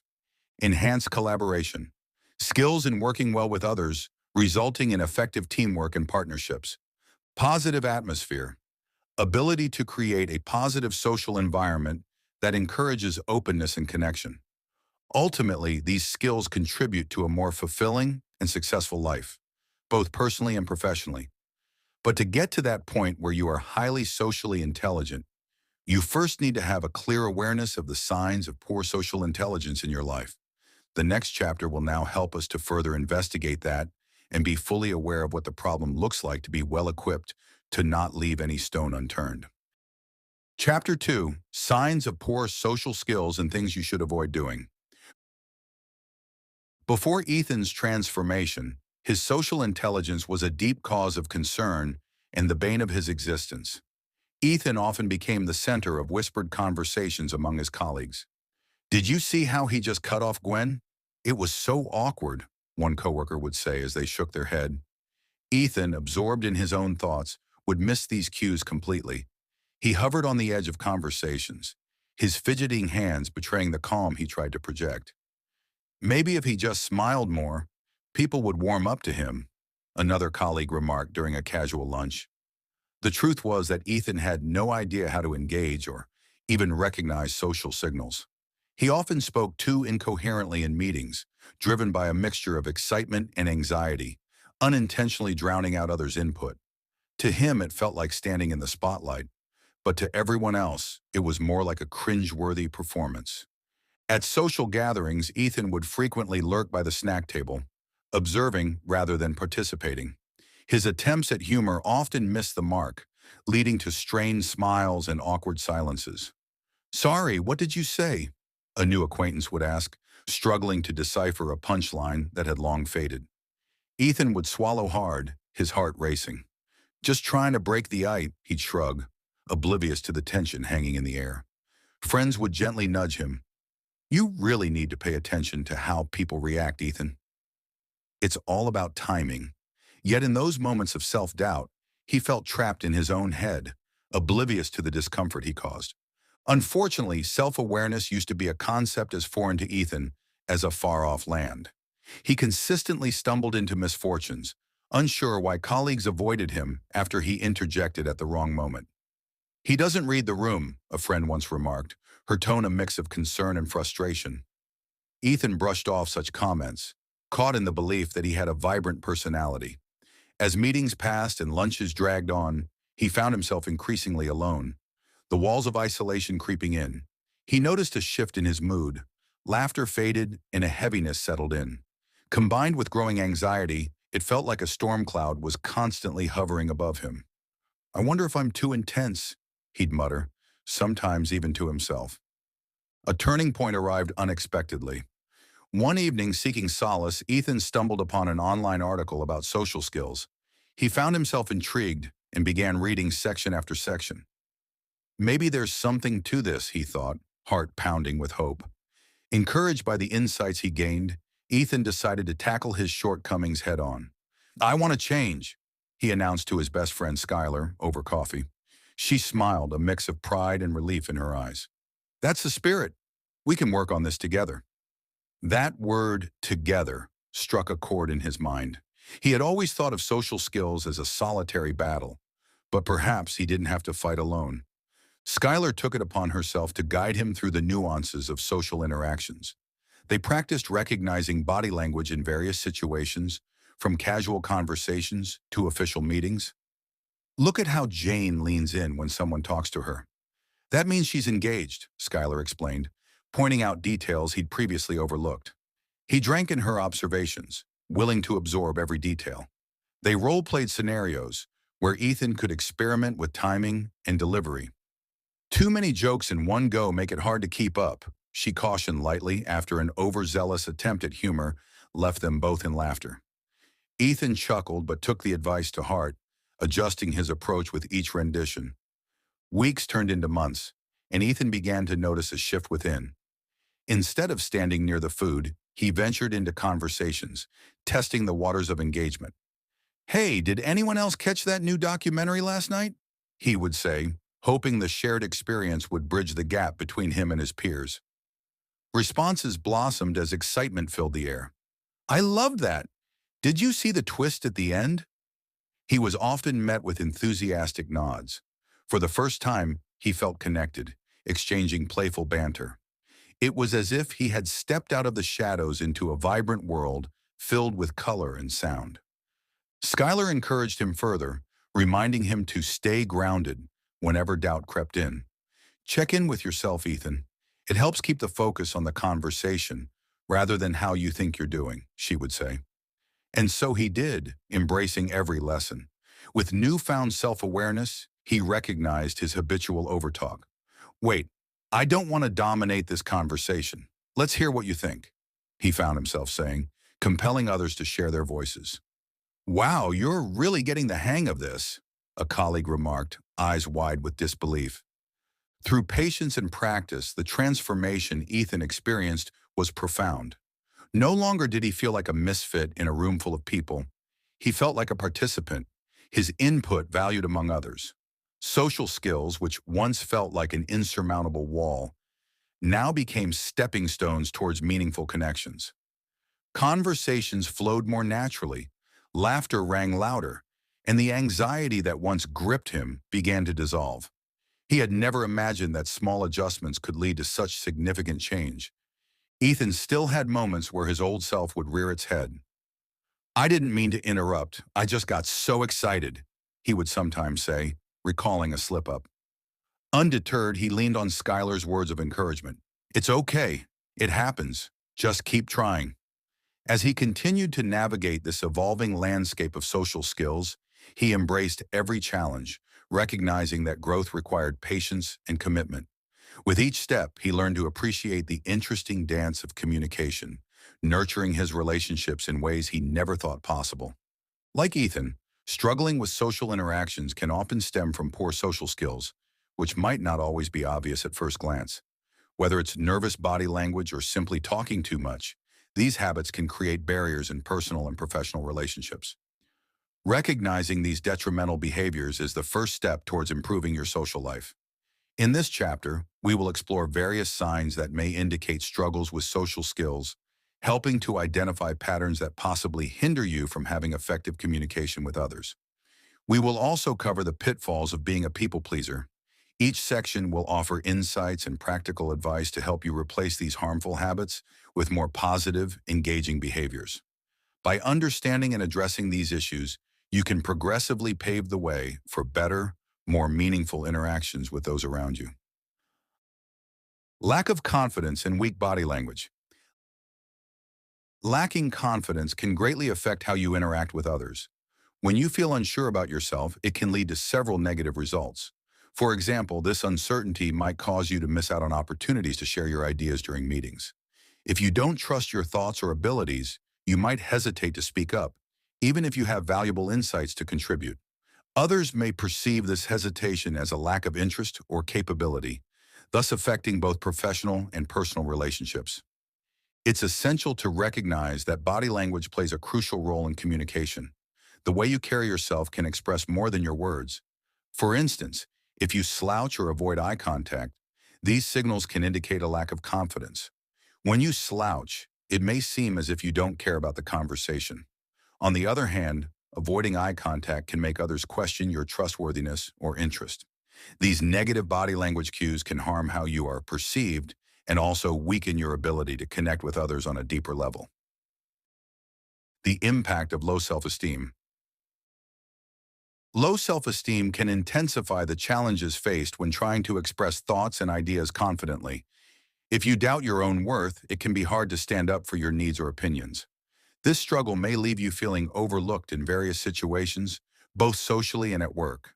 Therefore, improving self-esteem becomes vital in developing better social skills. When you believe in your value, it's easier to ensure your voice is heard and respected. Weak body language also encompasses more defensive gestures, such as crossing your arms. This kind of closed-off body language sends a message that you are defensive or not open to others' ideas. This behavior can create barriers that make it difficult to build trust and rapport. In contrast, open and inviting body language fosters a positive demeanor. Being approachable encourages effective and genuine interactions with others. Avoiding social situations. Feeling unsure about yourself can lead to shying away from social situations. If you constantly doubt your abilities, you may avoid networking events, public speaking opportunities, or casual gatherings that can be beneficial for your growth. This avoidance limits your chances to connect with others, learn new skills, and increase your visibility. Each missed opportunity can pile up, making it feel even harder to engage in future social situations. Additionally, insecurity can lead to overcompensation in your behaviors. For example, you may try to hide your doubts by being overly assertive in conversations. While attempting to project confidence, this behavior can often come across as aggressive or off-putting to others. Achieving a balance between being confident and genuine is key. Working on building real self-confidence can improve your ability to engage with people more authentically. Building confidence and positive body language. To tackle these issues, concentrating on boosting self-confidence and adopting positive body language is essential. A practical first step is working on your posture and maintaining eye contact during conversations. Standing tall with your shoulders back can help project an image of confidence. Making direct eye contact, even if you don't feel confident inside, can significantly influence how others view you. Over time, these physical changes can positively affect your internal feelings and how you are perceived. Mindfulness can play an important role in becoming aware of body language. This means practicing being present and fully conscious of what's happening in every moment as much as you can. It is useful to pay attention to moments when you might be crossing your arms or looking down. By recognizing these habits, you can consciously choose to adopt a more open stance. Small actions like uncrossing your arms or smiling can create a significant impact on how others see you. Seeking feedback from friends or colleagues can also be quite valuable. Trusted people can provide insights into how your confidence and body language come across to others. Constructive feedback can help in pinpointing specific areas that need improvement. Understanding how to present yourself more confidently in social settings can be a game changer. Enhancing your self-esteem. Building your self-esteem is non-negotiable. It's a must if you want to thrive socially. Engaging in activities that you enjoy or excel at can uplift your sense of competence and value. It's also helpful to surround yourself with supportive people who recognize your strengths. Their encouragement can bolster your self-worth and motivate you to keep pushing forward. Setting small, achievable goals is another effective strategy for enhancing confidence over time. Celebrate each step of progress you make toward these goals, no matter how minor they may seem. This allows you to see your growth clearly, gradually building your confidence and helping you feel more empowered in social scenarios. Not being a good listener and talking too much. Although listening is a crucial part of effective communication, it is often overlooked. Many people do not realize how poor listening skills and excessive talking can hurt the quality of their interactions with others. When you fail to actively listen, you create a barrier that makes it hard to understand and connect with someone. For instance, if a person doesn't feel heard, they may feel frustrated or misunderstood, leading to conflicts that could have been avoided. As shared earlier, active listening is the skill of fully concentrating on what's being said and responding thoughtfully. When you do not actively listen, you miss important cues and details that can shape the conversation. This can lead to inappropriate responses and misunderstandings. For example, in business meetings, if you are not fully engaged, you might miss work assignments or misunderstand important tasks.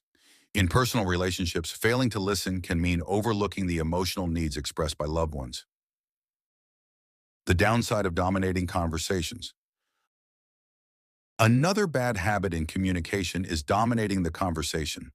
When someone talks continuously without giving others a chance to share, it stifles dialogue. For instance, consider a social gathering where one person talks endlessly about their achievements. This behavior can create an imbalance, making others feel undervalued. Instead of this dominating habit, it's essential to share the conversation space. Always invite others to share their opinions and experiences. This can lead to more enjoyable and inclusive interactions. The issue with interrupting. Interrupting others while they speak is another way to show a lack of interest in their words. When you interrupt, you disrupt the flow of the conversation and show disrespect. This behavior can make the speaker feel undervalued, possibly pushing them away. To avoid this problem, practice focusing on listening rather than planning what to say next. Patience is key. Allow the other person to finish their thoughts before you speak. By doing this, you can improve mutual respect and understanding in your conversations. Lopata, 2023. The pitfalls of oversharing. Oversharing personal information can create discomfort for others. Sharing too much information too quickly can seem unprofessional in workplace settings. In personal conversations, divulging details without knowing the other person's comfort level can make things feel awkward. For example, discussing personal financial issues or health problems in depth when you don't know someone well might make them uneasy. Therefore, it is essential to maintain some boundaries and think about the context of your relationship before sharing personal details. Overcoming cognitive barriers. To build better listening habits, consider also addressing cognitive barriers like distractions or preconceived notions. It is important to consciously clear your mind and focus on the conversation. Motivation can significantly help in sustaining attention. For example, if you identify why a particular message matters to you, it can help you stay engaged and retain information throughout the interaction. Let's look at an example to illustrate these points. Remember what Ethan used to do before he changed. He was a team member who often interrupted his colleagues during meetings. He believed he was expressing enthusiasm, but his coworkers found it rude and dismissive. As a result, Ethan's interruptions stifled others' contributions, leading to one-sided discussions. Eventually, some of his colleagues started to avoid interacting with him, feeling that their voices were not respected. By working on not interrupting and focusing more on listening, Ethan was able to contribute to a better, more collaborative work environment. The consequences of talking too much. Another common scenario is talking excessively and not giving others a chance to speak. For instance, Layla tends to dominate conversations in her friend group. As she continues to speak without allowing others to share their thoughts, her friends may begin to feel neglected. Over time, this behavior can cause her friends to disengage, potentially seeking more balanced conversations in other groups. If Layla makes an effort to step back and encourage her friends to share their stories, it could enrich their interactions. The impact of oversharing on relationships. Similarly, let's examine the issue of oversharing personal information through Layla's example. While she enjoys getting to know new colleagues, Layla often shares very personal details during their initial conversations. This can make her coworkers uncomfortable, and they may become hesitant to engage with her. They might feel that she lacks professional boundaries, which could weaken her ability to build strong work relationships. To avoid this, Layla could keep her conversations light at first, slowly building trust to allow for deeper connections over time. Abandoning your frame and being a people pleaser. What do you think are the dangers of compromising your values? Abandoning your values or beliefs just to gain approval from others is something many people fall into. It can really hurt your sense of self and your respect for who you are. When you often put others' needs before your own to be liked, you may lose sight of who you are and what you truly believe. This loss of authenticity can create a lot of inner conflict and unhappiness. Living authentically means that your actions and beliefs should line up closely with what you value most. Imagine you are in a group of coworkers who often make jokes that make you uncomfortable due to your ethical beliefs. Instead of speaking up, you laugh along or even add to the conversation. While you might get temporary approval from your coworkers, you're sacrificing your self-respect. Over time, these little compromises can add up and lead to a fractured self-worth. You start questioning your choices and feel confused about who you are deep down. Seeking approval can lead to resentment. When you always seek approval and prioritize the needs of others, it can gradually create feelings of resentment. Take Tilly, for example. She always gave in to her husband's wishes, even when it made her unhappy. Her desire to avoid conflict caused her to neglect her own needs. This created an emotional imbalance that led to deep feelings of resentment within her. When you go out of your way to please everyone else, you can unintentionally send the message that your feelings don't matter as much. This isn't a healthy way to live. It often leads to one-sided relationships that drain your energy. Yielding to others can erase your identity. If you consistently yield to others' opinions without thinking for yourself, you can diminish your sense of identity. Your thoughts and perspectives, shaped by your own experiences and values, are an important part of who you are. Ignoring them to go along with others can leave you feeling empty. For example, if a friend tells you that a hobby you love is pointless, and you drop it, you are giving up a part of yourself. This kind of surrender erodes your integrity and can leave you feeling less connected to your true self. The pitfalls of overextending yourself. Always saying yes to others can lead to burnout and dissatisfaction. Being a people pleaser often makes you take on more than you can handle. Over time, this can leave you physically and emotionally exhausted, making you feel unhappy with life. Think about someone who always stays late at work to help a colleague with deadlines at the cost of their personal time. While that colleague may appreciate the help, the person helping might end up drained and resentful, which can hurt the quality of their work. Recognize signs of resentment building up. This usually inevitably happens when you have been giving too much of yourself for too long without receiving anything in return. Feeling tired, irritable, or undervalued usually suggests it's time to rethink your commitments. If you notice these signs, take a break to think about what you have on your plate. Consider prioritizing self-care, which might involve saying no more often or reevaluating your roles in work and relationships. The importance of personal boundaries. These negative experiences highlight how important it is to set boundaries and prioritize your own needs. Boundaries help protect your mental health and overall well-being. They remind everyone that your time, energy, and values deserve respect. When you know how to set and enforce healthy boundaries, you can engage more genuinely with others while still honoring yourself. A useful guideline for keeping your self-respect intact is to assess whether your actions reflect your core values. Ask yourself whether you are doing something because it truly matters to you or just to gain approval. By taking this small step, you can better align your choices with your true self instead of acting out of habit or pressure. Building a strong sense of self-awareness is also vital. You can do this through activities like journaling, meditation, or regular check-ins with supportive friends or mentors. These practices can help you stay in tune with your inner self, making it easier to notice when you are straying from your values. Terrible habits that make you break rapport or be disliked by others. Engaging in behaviors that damage relationships can make it hard for you to connect with others. One common habit that can create distance is being late or unreliable. When you show up late, it communicates that you don't respect the time of others. They might start to feel frustrated or even resentful, which makes it tough for them to trust you. For example, if you frequently arrive late to work meetings or social events, people may begin to hesitate to invite you. In relationships, reliability is very important.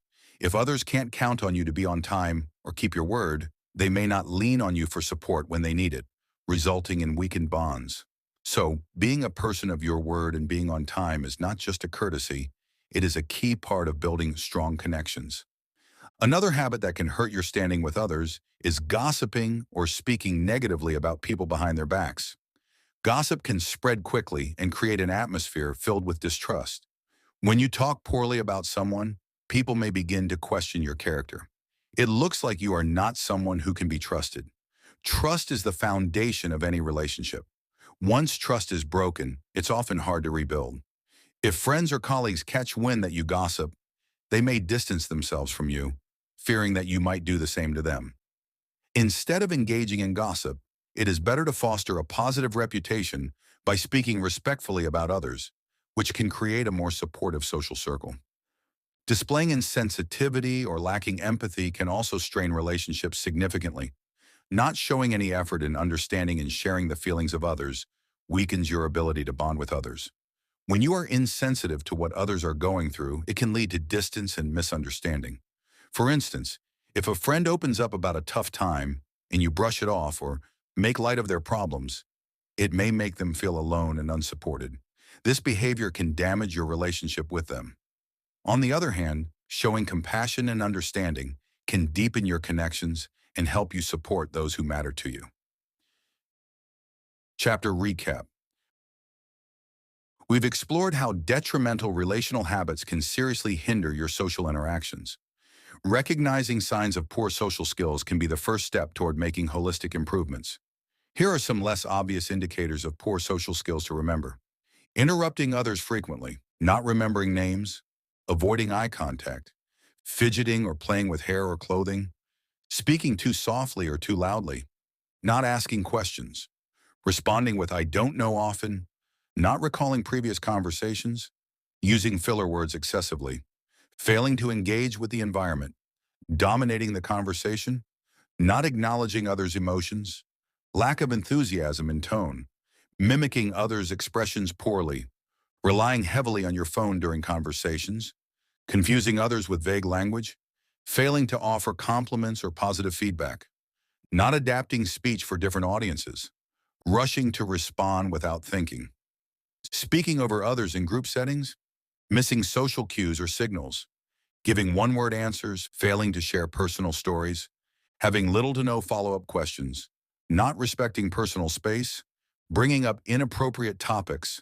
not recognizing humor in conversations, making others feel uncomfortable, showing disinterest in body language, monopolizing discussions with personal issues, not varying conversation topics.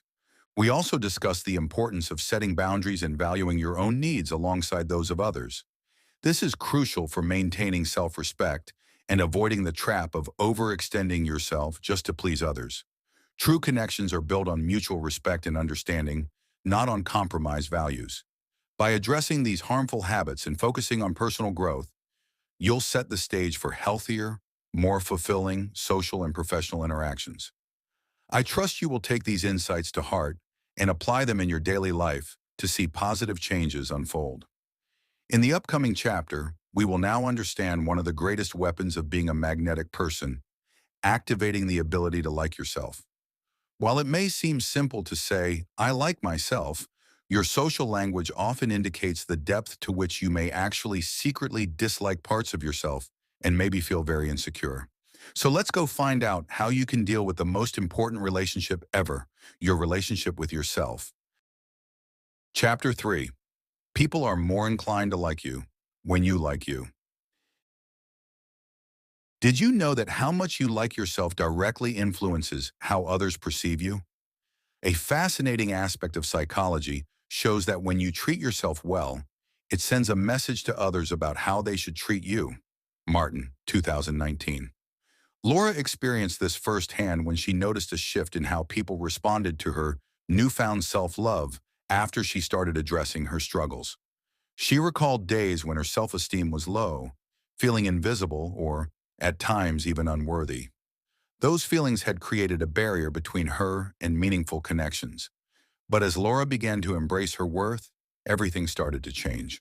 She started meticulously taking care of her appearance in a way that highlighted her unique beauty. Laura experimented with different styles that resonated with her personality. She wore outfits that made her feel good, and she regularly spent time doing her hair and makeup. To her, it wasn't just about looking good, it was about honoring herself and the time she spent preparing for the day. Compliments came more often now, and each one only reinforced her sense of value. People began to notice how she carried herself, radiating confidence. In her journey of growing more in love with herself, she also focused on her inner attributes, recognizing her kindness and creativity. She began to frequently engage in activities that strengthened her skills and passions. She did things she enjoyed like painting, writing poetry, and helping others. This engagement not only enhanced her self-esteem, but allowed her to appreciate her personality traits. During conversations, she found herself sharing stories that showcased her interests and talents, drawing people in with her vibrant spirit. She noticed that when she spoke about what she loved, others were genuinely interested, sparking deeper connections. She no longer felt the need to please everyone around her. Instead of bending over backward to fit into others' expectations, she set healthy boundaries. This shift meant saying no when she needed to and prioritizing her needs without guilt. Friends began to respect her choices and view her as strong and assertive. They appreciated her independence, which made interactions more enjoyable and balanced, devoid of any codependency. Laura learned that by not chasing validation, the people who genuinely valued her presence gravitated toward her. Treating herself with respect manifested in many small but significant ways. She indulged in cooking healthy meals because she wanted to nourish her body. She took long walks in nature, reveling in the beauty around her, in the peace it brought her. Each little act of self-care added to her sense of worth. When she sat down to enjoy her meals, she didn't rush through. She savored each bite. This mindfulness translated into her everyday life, helping her appreciate moments rather than rushing through them. Dressing well and practicing good hygiene became part of her daily routine. She adorned herself with meaningful accessories that told a story about who she was. She chose colors that reflected her mood and personality. On days when she felt especially vibrant, she wore bright hues, inviting positive energy into her life. Friends would comment on how her outfits looked purposely chosen, sparking conversations about fashion, personal styles, and individuality. The changes didn't go unnoticed. Laura's joy became contagious. People were drawn to her because she radiated happiness, a refreshing contrast to her previous demeanor. She wasn't just inviting people into her space. She was engaging them with her genuine interest in their lives. Co-workers began to seek her company during breaks. Friends often texted her to share exciting news or simply to chat about their day. No longer did Laura allow anyone to treat her poorly. She had developed a sense of inner strength that shielded her from negativity. When she encountered people or situations that felt off, she addressed them calmly but firmly. Conversations once filled with hesitation transformed into discussions grounded in confidence. This new assertiveness made her feel proud, and it also encouraged those around her to be more respectful. They began to mirror the high standards she had set for herself.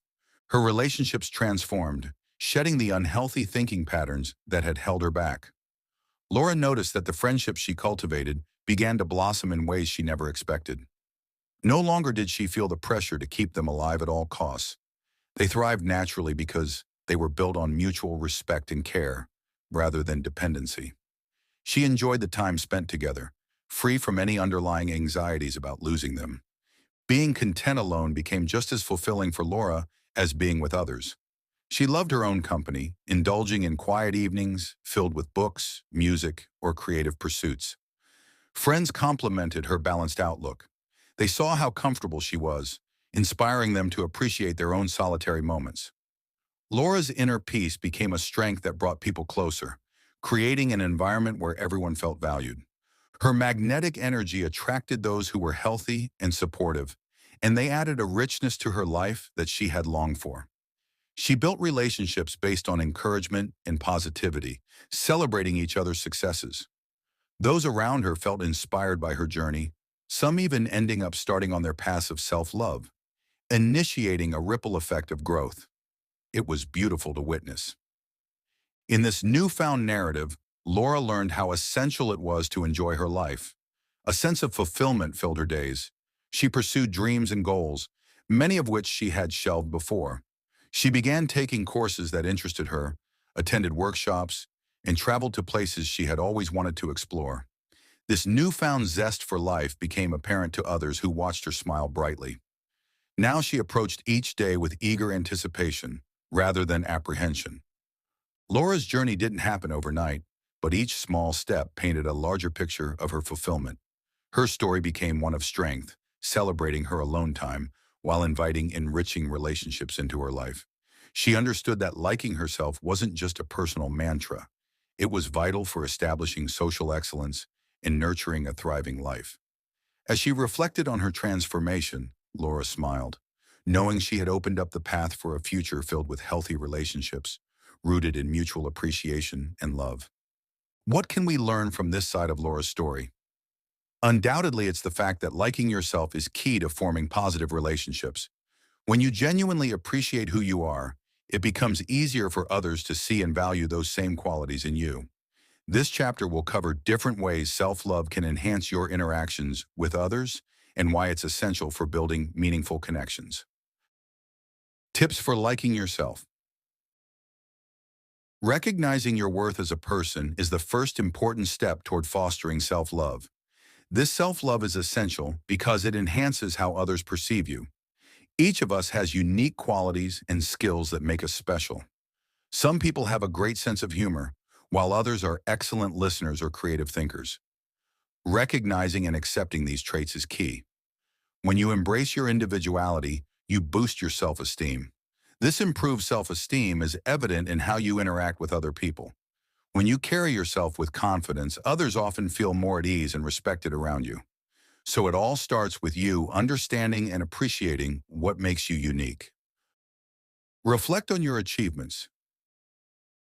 Taking time to reflect on your self-perception can reveal underlying patterns that either support your self-worth or work against it.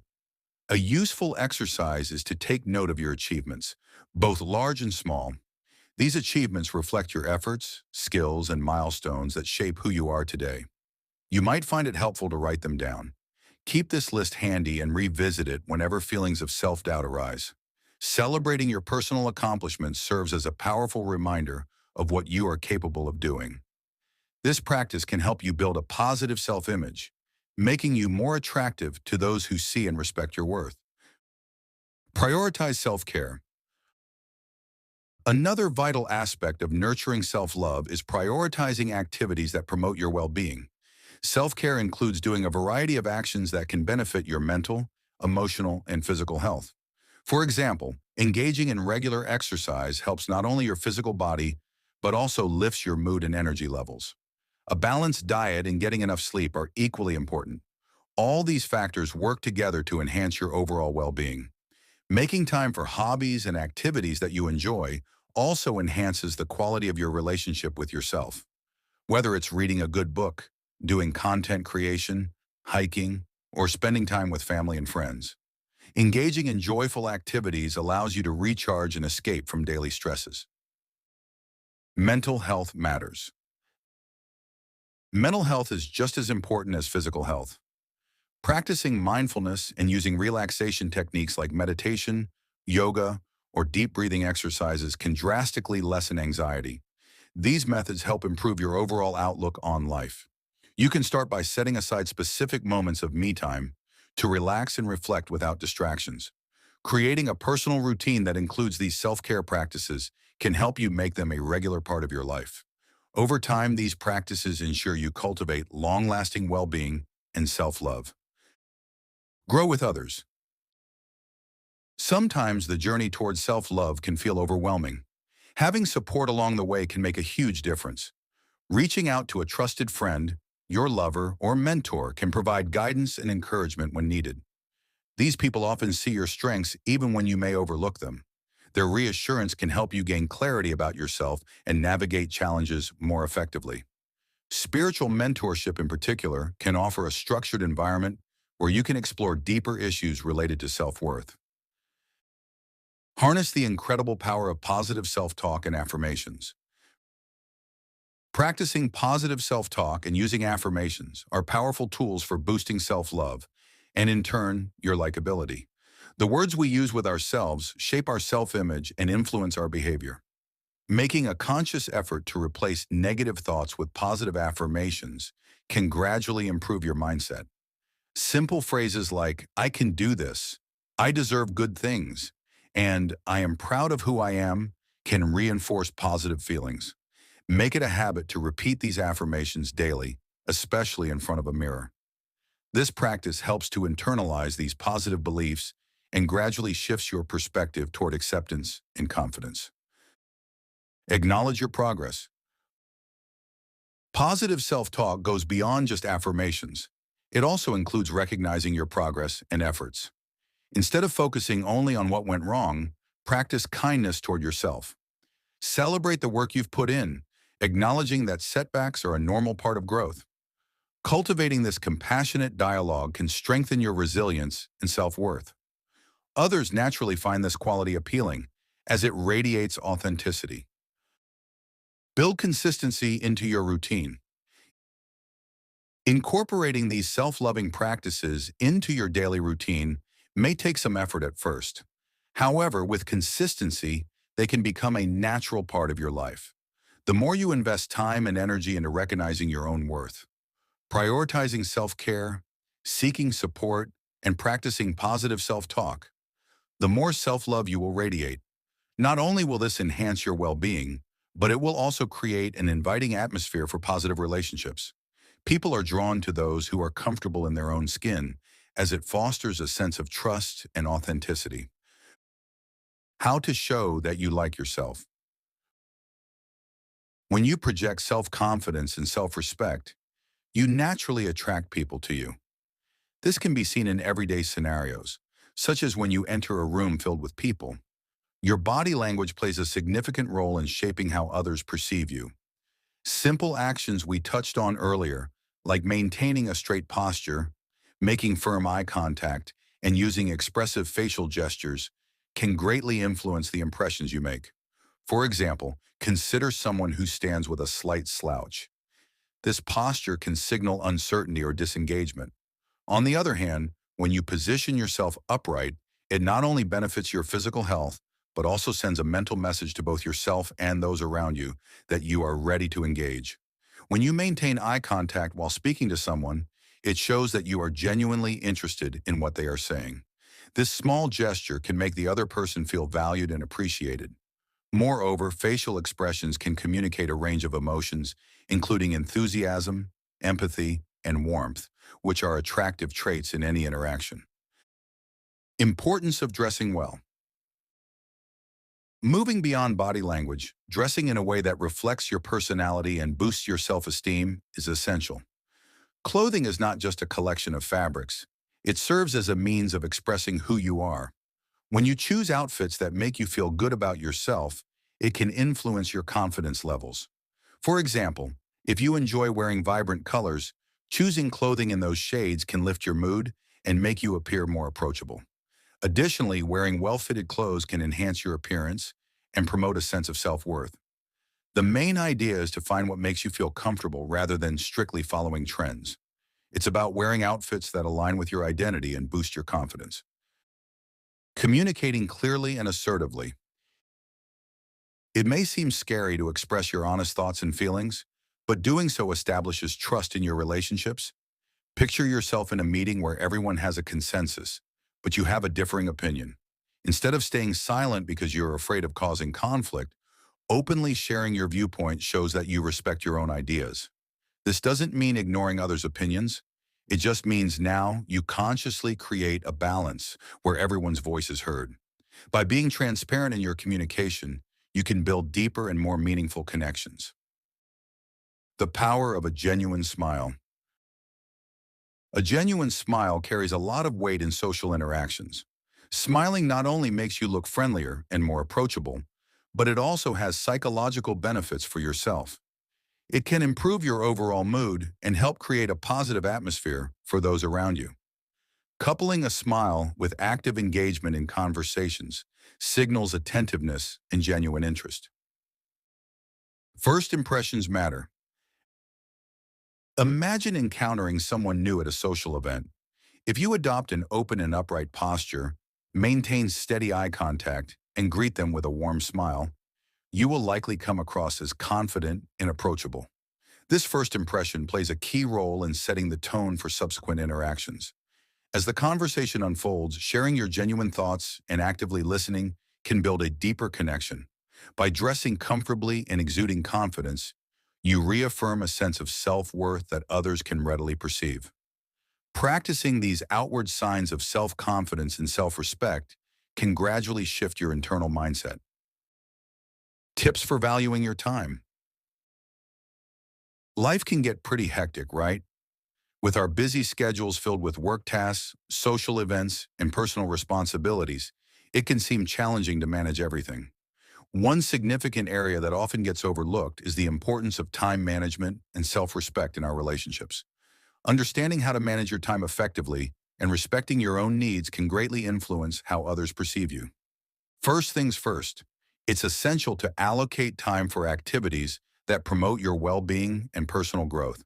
This may sound simple, but many of us tend to neglect our personal needs in favor of other duties. Take a moment to think about what truly makes you feel happy and fulfilled.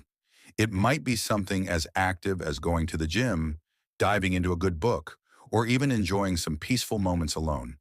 By deliberately setting aside time for these activities, you are investing in yourself. When you feel good about your life and your choices, it radiates outward. Others will notice your positivity and confidence, and this can help you be more likable in social situations. Next, let's address the idea of learning to decline requests or commitments that do not fit your priorities. Saying no isn't always easy. Many of us worry about disappointing others. However, if you keep saying yes to every request, you risk becoming overwhelmed and burned out. Consider a situation where you are invited to a social gathering but would prefer to relax at home. By politely declining the invitation, you prioritize your needs. It's crucial to communicate your reasons honestly and kindly. Most people will understand, and they may even admire your decision to value your own well-being. This means that when you choose to say yes, it comes from a genuine place rather than a sense of obligation. Another important aspect is spending time with people who uplift and support you. There is a popular saying that you are the average of the 5 people you spend the most time with. This statement holds a lot of truth. Surrounding yourself with positive influences can significantly boost your outlook and self-esteem. Look at your current social circle. Are your friends supporting you in your achievements and encouraging you during tough times? If you find that they aren't, it could be a good time to rethink who you choose to spend your time with. By building a support network of uplifting people, you create a nurturing environment in which you can flourish. These valuable relationships can become a source of strength, enhancing your confidence and resilience in many aspects of your life. Finally, setting boundaries around time commitments is key to avoiding burnout. We already touched on this aspect a few times before. That just shows how much boundaries are needed. Many of us may have a tendency to stretch ourselves too thin, trying to manage multiple obligations all at once. Recognizing your limits is important. You need to establish boundaries to protect your mental and emotional health. For example, if you are always working late and sacrificing your personal time, it might be a signal to create stricter work-life boundaries. You could implement changes like turning off work notifications after a certain hour or reserving specific days exclusively for rest and recreation.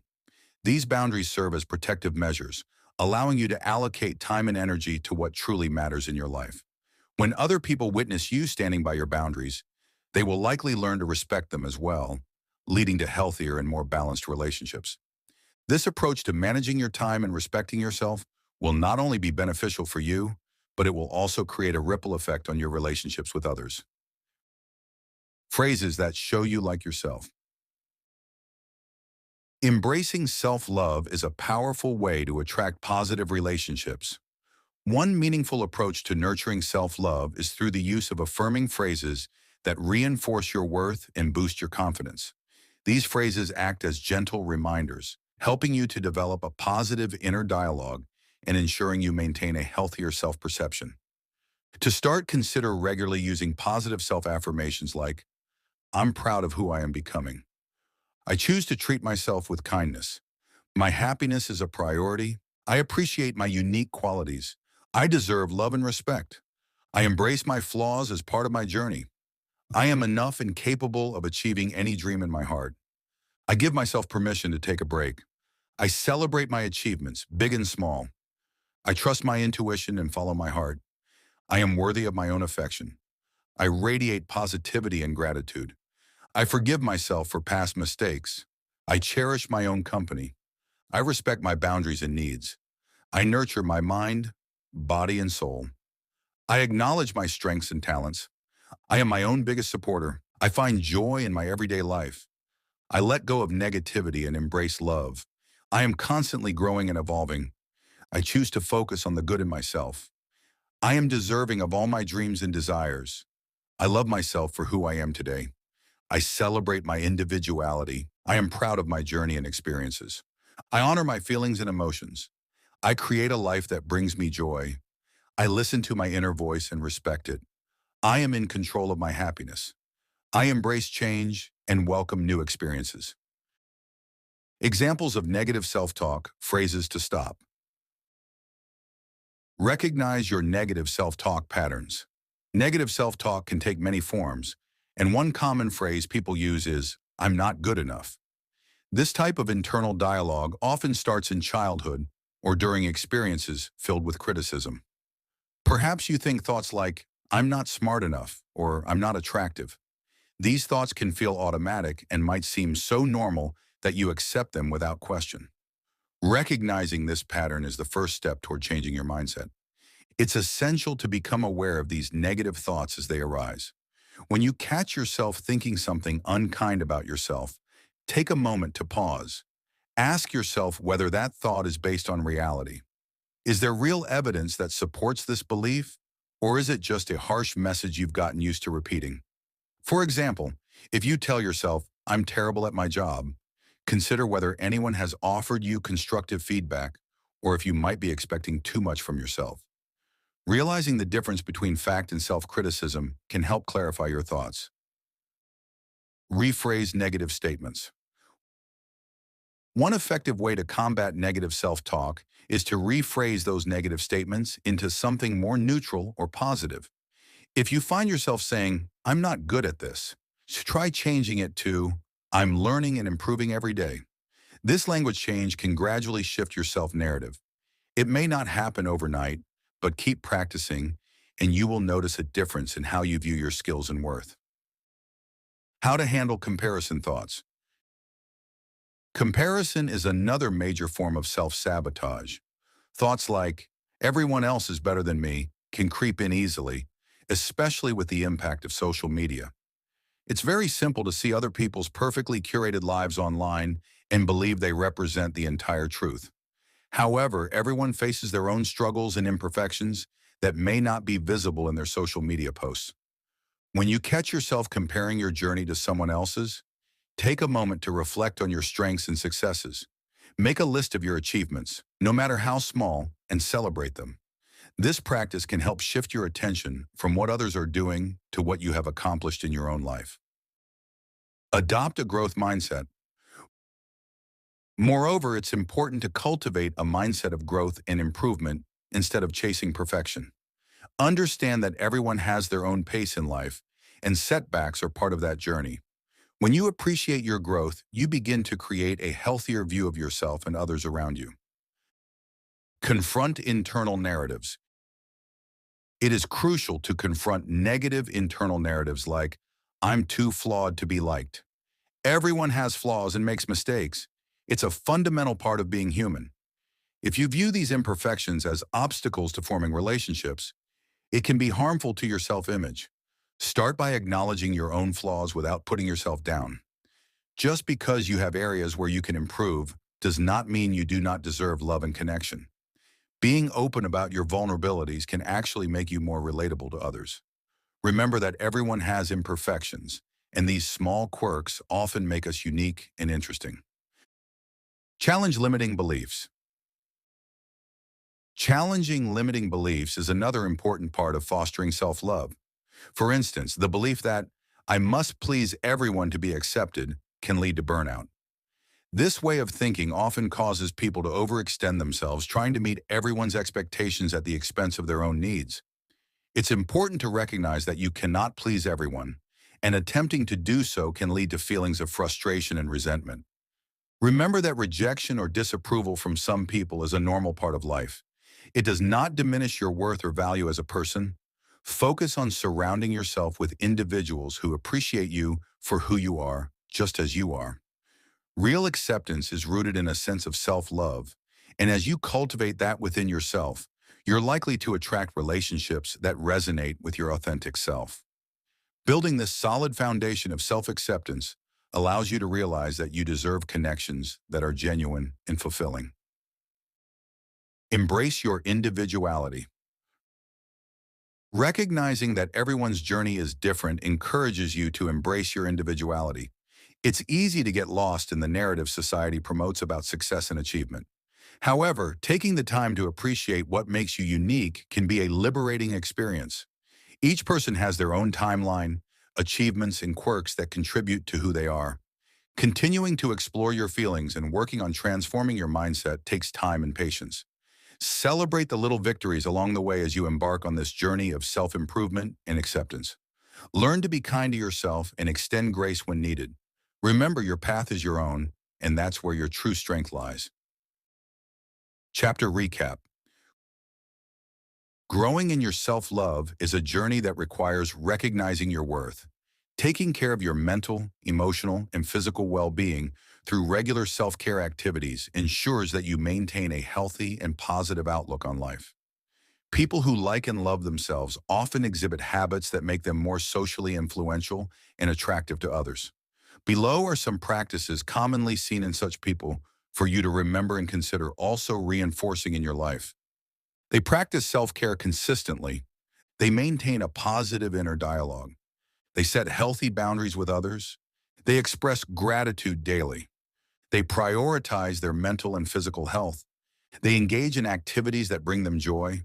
They listen actively in conversations. They communicate their feelings openly. They respect themselves and others equally. They embrace their flaws and imperfections. They take responsibility for their actions. They invest time in personal growth. They surround themselves with positive influences. They share compliments freely. They allow themselves to make mistakes and learn from them. They express their opinions confidently. They celebrate their achievements, no matter how small. They seek and embrace new experiences. They practice mindfulness to stay present. They look people in the eye during conversations. They remain calm in challenging situations. They offer help and support to others. They dress in a way that reflects their personality. They utilize humor to connect with others. They send positive energy into their interactions. They engage in regular physical activity. They are open to feedback and use it constructively. They share their knowledge generously. They show kindness to themselves and others. They recognize their worth and act accordingly. They shut down negative self-talk quickly. They strive for authenticity in all areas of life. These habits cultivate a sense of inner confidence that radiates outward, drawing others in. The more you embrace these practices, the more likely you are to attract similar positive vibes from your surroundings. People naturally feel drawn to those who exude self-assurance and positivity, as it creates an environment of acceptance and encouragement. In the next chapter, we will now thoroughly delve into exploring the nuances of the exact social habits that will make you a social champion and irresistible force. Chapter 4: Excellent Social Habits for Winners. Ethan sat across the table from his friend James, who was staring at him with genuine amazement. "Man, you've changed so much," James exclaimed, his eyes wide. "It's like you've become this social guru or something. Your relationships are thriving, your career is taking off, and you just look happier. What's your secret?" Ethan leaned back in his chair, a smile creeping onto his face. He thought for a moment about the journey he had taken to get here. He remembered the old days when his insecurities clouded his mind. Making friends had felt like an uphill battle, with every conversation fraught with anxiety. Relationships had been difficult, often ending in misunderstandings or awkward silences. He could hardly recall the dim light he used to feel like, someone who struggled to make connections. Now it seemed as if others were drawn to him, as if his very presence sparked warmth and respect. "Honestly, James," Ethan replied, a hint of nostalgia in his voice, "it's all about consistent practice." He paused, allowing that thought to settle. "I used to be so unsure of myself, and it showed. Now I focus on actively listening and responding with empathy. I've learned that the key to building strong relationships is to genuinely care about what others have to say." James nodded, surprised by Ethan's reflection. "But how did you even start? What was the turning point?" Ethan took a sip of his drink, remembering the day he had decided he wanted more from his social life. It had been during a particularly lonely evening when he started reflecting deeply on his social skills. The thought about how a caterpillar transforms itself into a butterfly through a very difficult but much-needed process. This inspired him to embrace the challenge of transformation and evolve too. "I found small ways to step out of my comfort zone," Ethan continued. "I practiced starting conversations with strangers, even just small talk. Gradually, I learned to read body language and other social signals. It wasn't easy at first, but each positive interaction boosted my confidence a little more." "Oh, wow, I can't even picture you doing that," James chuckled, trying to visualize Ethan striking up casual chats with people he didn't know. "That sounds tough." "It really was. I remember feeling awkward more times than I can count," Ethan admitted, laughing along with James. "But slowly I noticed changes in myself. With every effort, I felt more comfortable and in tune with others. It made a world of difference." James leaned forward, intrigued. "And what about your career? I've seen you take on more leadership roles and really shine. That has to be related." "Absolutely," Ethan confirmed, a spark lighting up in his eyes. "As my social skills improved, I started building stronger connections with my coworkers. Collaborating became easier, and I felt more empowered to share my ideas. I realized that being good at my job meant communicating well with others, not just diving into tasks alone. It dawned on James how much Ethan had grown. You really are a different person now. It's inspiring. Thanks, James. I still have moments of doubt, but I remind myself of how far I've come. Ethan replied earnestly. Mastering these social habits is an ongoing journey. I'm always learning. The conversation flowed easily, filled with stories of their respective lives. James shared his recent struggles at work, and Ethan listened intently. The ease of their interaction highlighted just how far Ethan had come since they'd first met. Ethan took another sip, then said, I think the most important thing I've learned is to be patient with myself. Just like a caterpillar can't rush its metamorphosis, I had to give myself time to grow. Have you considered sharing what you've learned with others? James asked, a thoughtful look crossing his face. You might help someone else who struggles like you used to. Ethan chuckled, a sense of possibility starting to form in his mind. That's actually a great idea. It could be something as simple as organizing casual meetups where people can practice social skills together. Or maybe even a blog, James added, visibly excited. People love hearing personal stories, especially transformative ones. Spurred by the idea, Ethan felt a thrill of motivation. Yeah, and I could include tips and techniques that worked for me. It's like I could bring others into my journey. Their excitement filled the room as they brainstormed further. Ethan watched James' animated expressions, realizing he felt a deep sense of connection. It was an uplifting moment, reminding him how far he'd reached and how many possibilities awaited him. I can't believe I'm saying this, James said, catching his breath. But I'm really proud of you, man. You've turned into someone who not only thrives, but also can uplift others. That's rare. Thanks, James. That means a lot, Ethan replied with a soft smile. But remember, it wasn't always this way. I had to confront my fears and insecurities head on. True, but that takes courage. And you had it. People often underestimate the power of stepping out of comfort zones, James said as he leaned back to contemplate. A lot of us settle for easy relationships or even none at all. Ethan felt a wave of understanding wash over him. We all have the potential to change. It starts with believing in ourselves. I had to dig deep to find that belief again. Now I feel like I can actually make a difference. That's inspiring. James's voice was sincere. I'm sure there are people out there who feel the same way you once did. Your journey can motivate them. Ethan nodded, his mind spinning with ideas and inspiration. Developing those social habits had altered his trajectory from feeling lost and dim to thriving with purpose and joy. He pictured helping others transform too, guiding them like he had been. How incredible would it be to create a community? Ethan pondered aloud. A place for support, encouragement, and skill building? That would be amazing, James responded, his excitement infectious. You have a lot to offer, Ethan. Just like you mentioned, over time you can empower more people to discover their inner strength. The two friends shared ideas late into the evening, each suggestion igniting new possibilities. It was a lively dialogue filled with laughter, excitement, and a shared vision of growth. The transformation Ethan had undergone wasn't just personal, it was becoming a catalyst for change, a light for others still navigating the shadows. Reviewing what worked for Ethan. We already know how deeply Ethan felt like an outsider in his own life before his transformation. For years, social gatherings were a maze of awkward pauses and missed connections. He was often labeled socially incompetent, lost behind a wall of self-doubt. Yet one fateful evening, he stared at his reflection and declared a commitment to change. This was the beginning of his remarkable journey into the realm of social proficiency.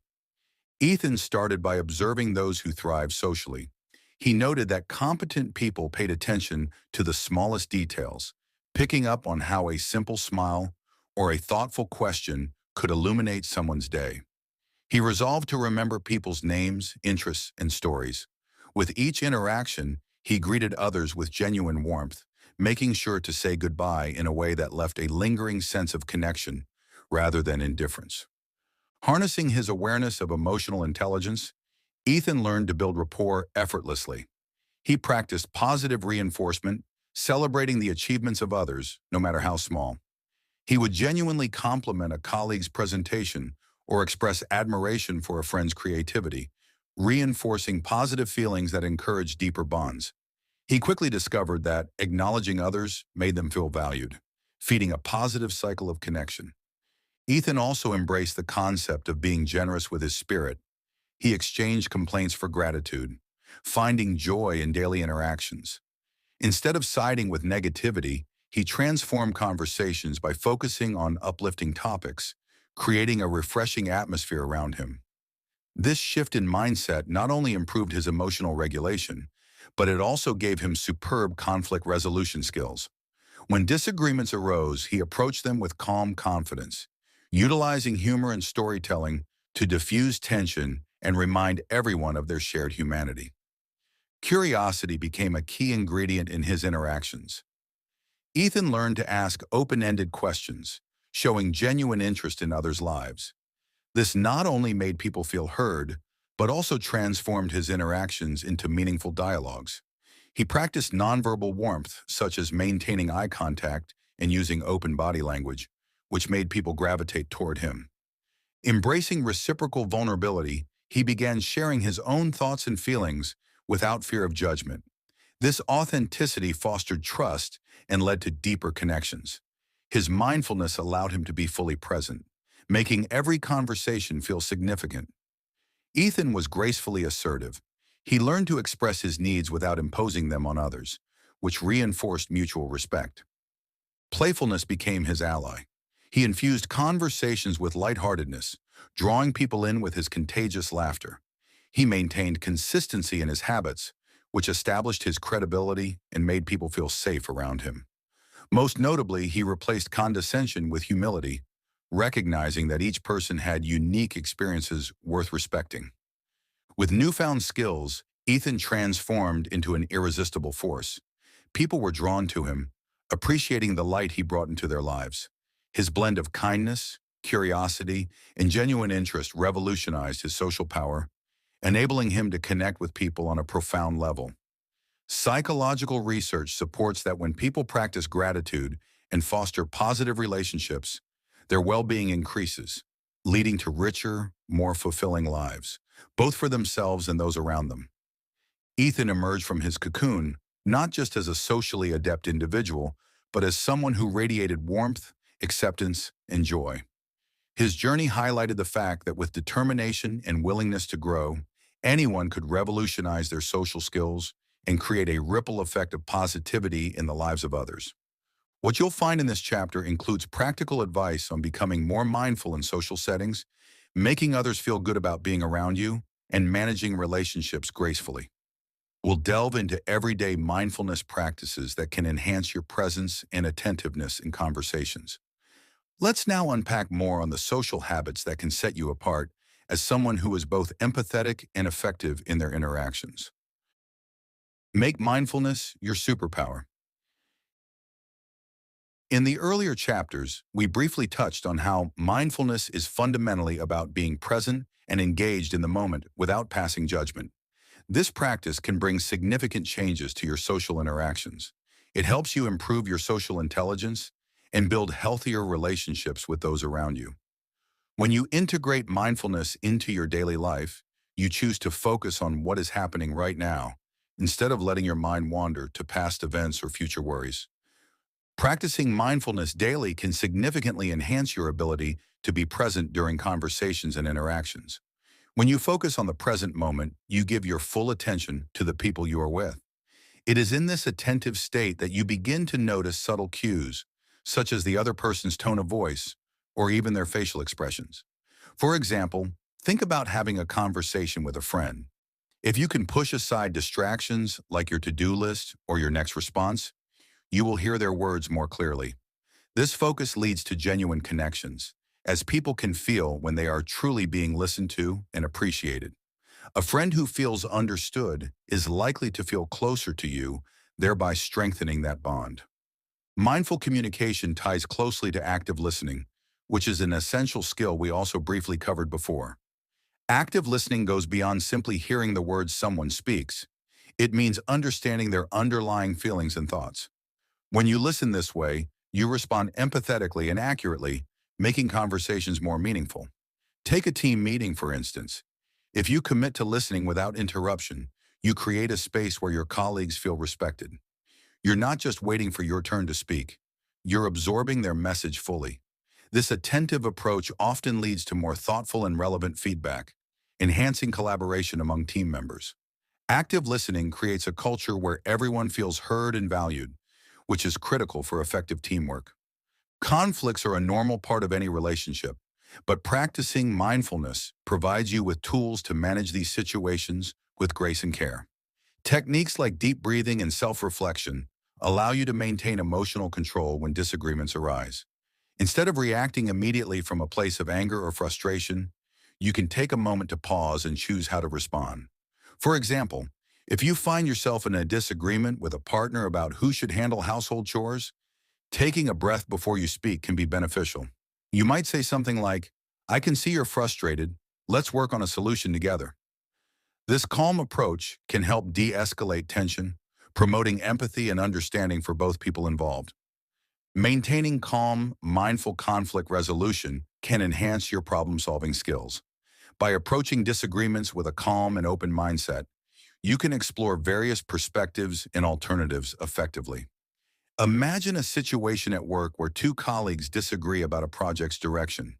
Using mindful conflict resolution allows both colleagues to express their ideas without hostility.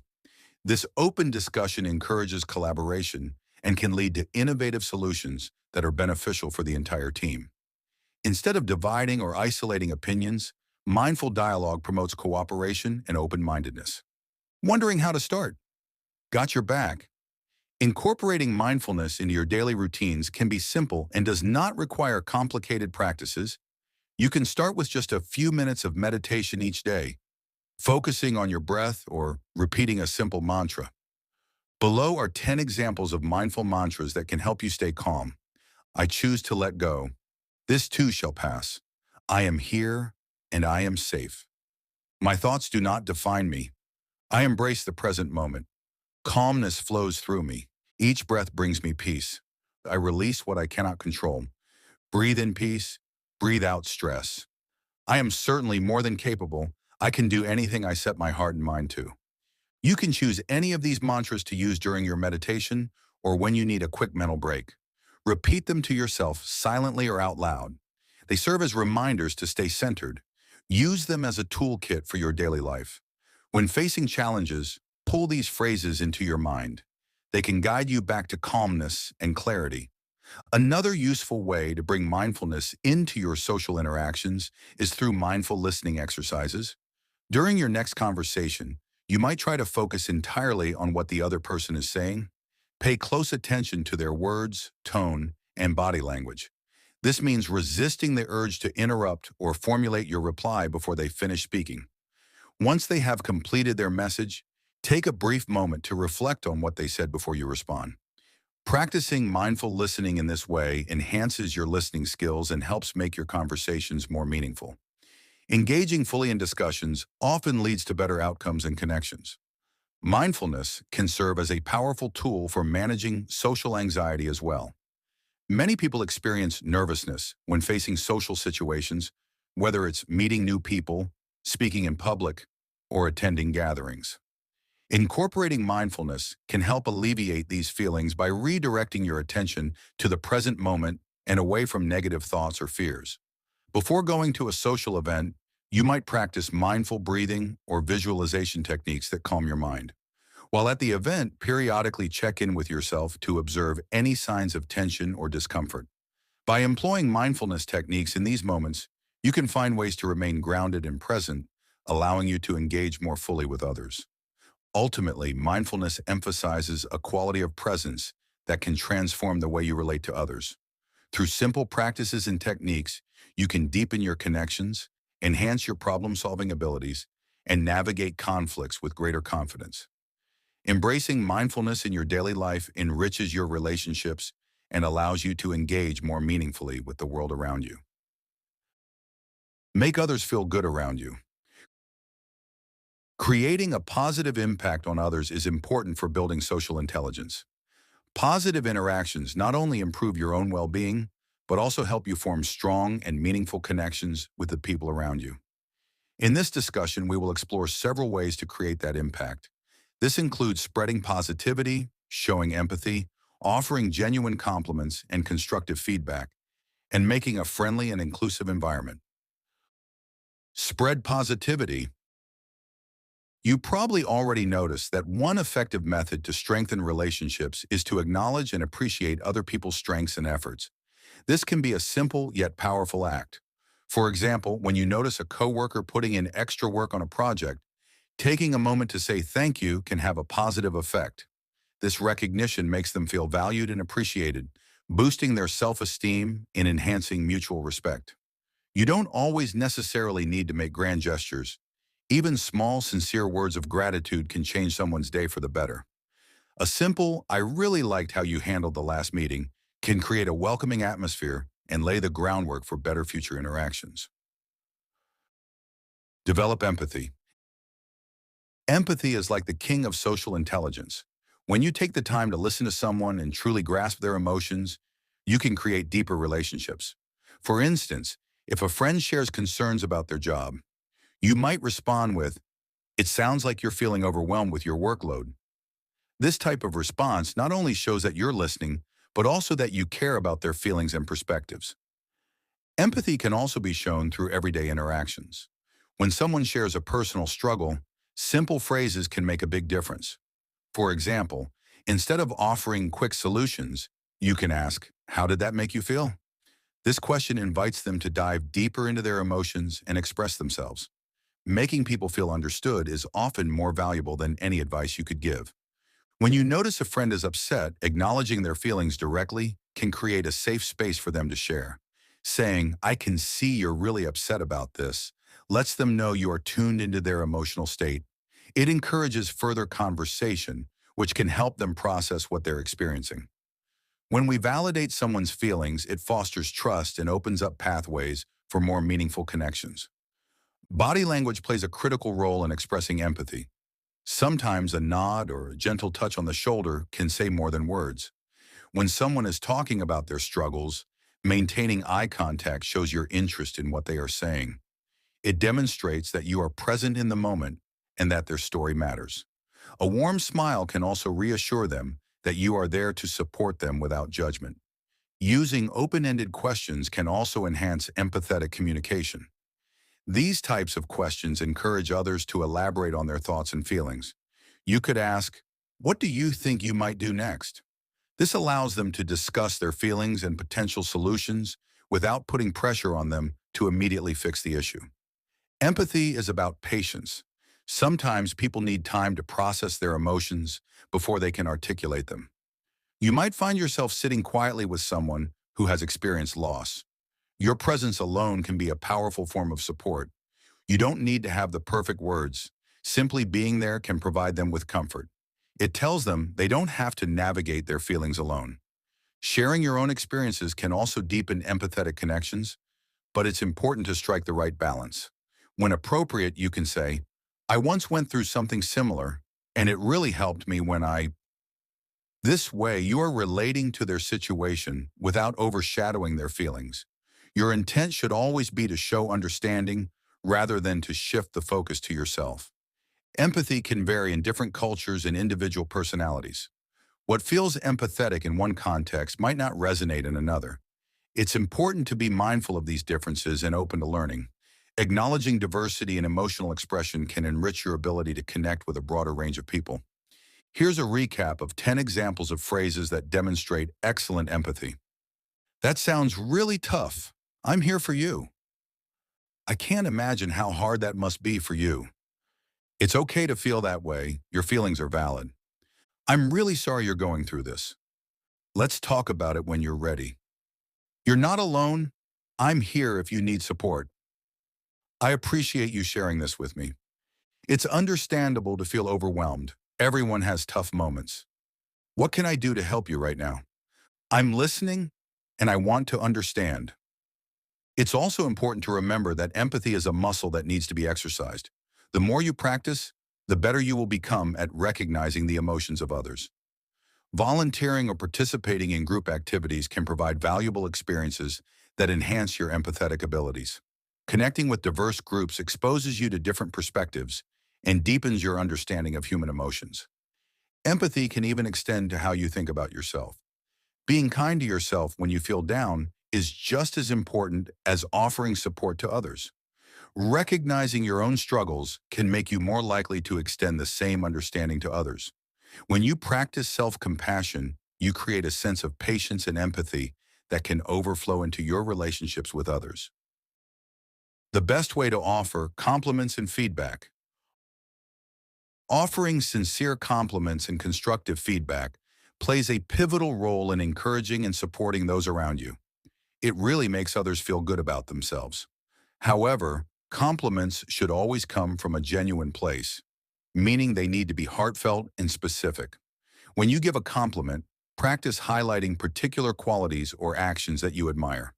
Instead of resorting to vague praise like, good job, it's much more effective to be detailed in your appreciation. For instance, you might say, you did a fantastic job organizing the team meeting today. Your clear agenda and the warm atmosphere you created helped everyone stay on track and participate actively. This specific acknowledgement not only conveys appreciation, but also builds a stronger bond of admiration and respect between you and the other person on the receiving end of the compliment. This thoughtful approach makes the compliment feel real and meaningful, and it will certainly encourage the other person to continue their good work.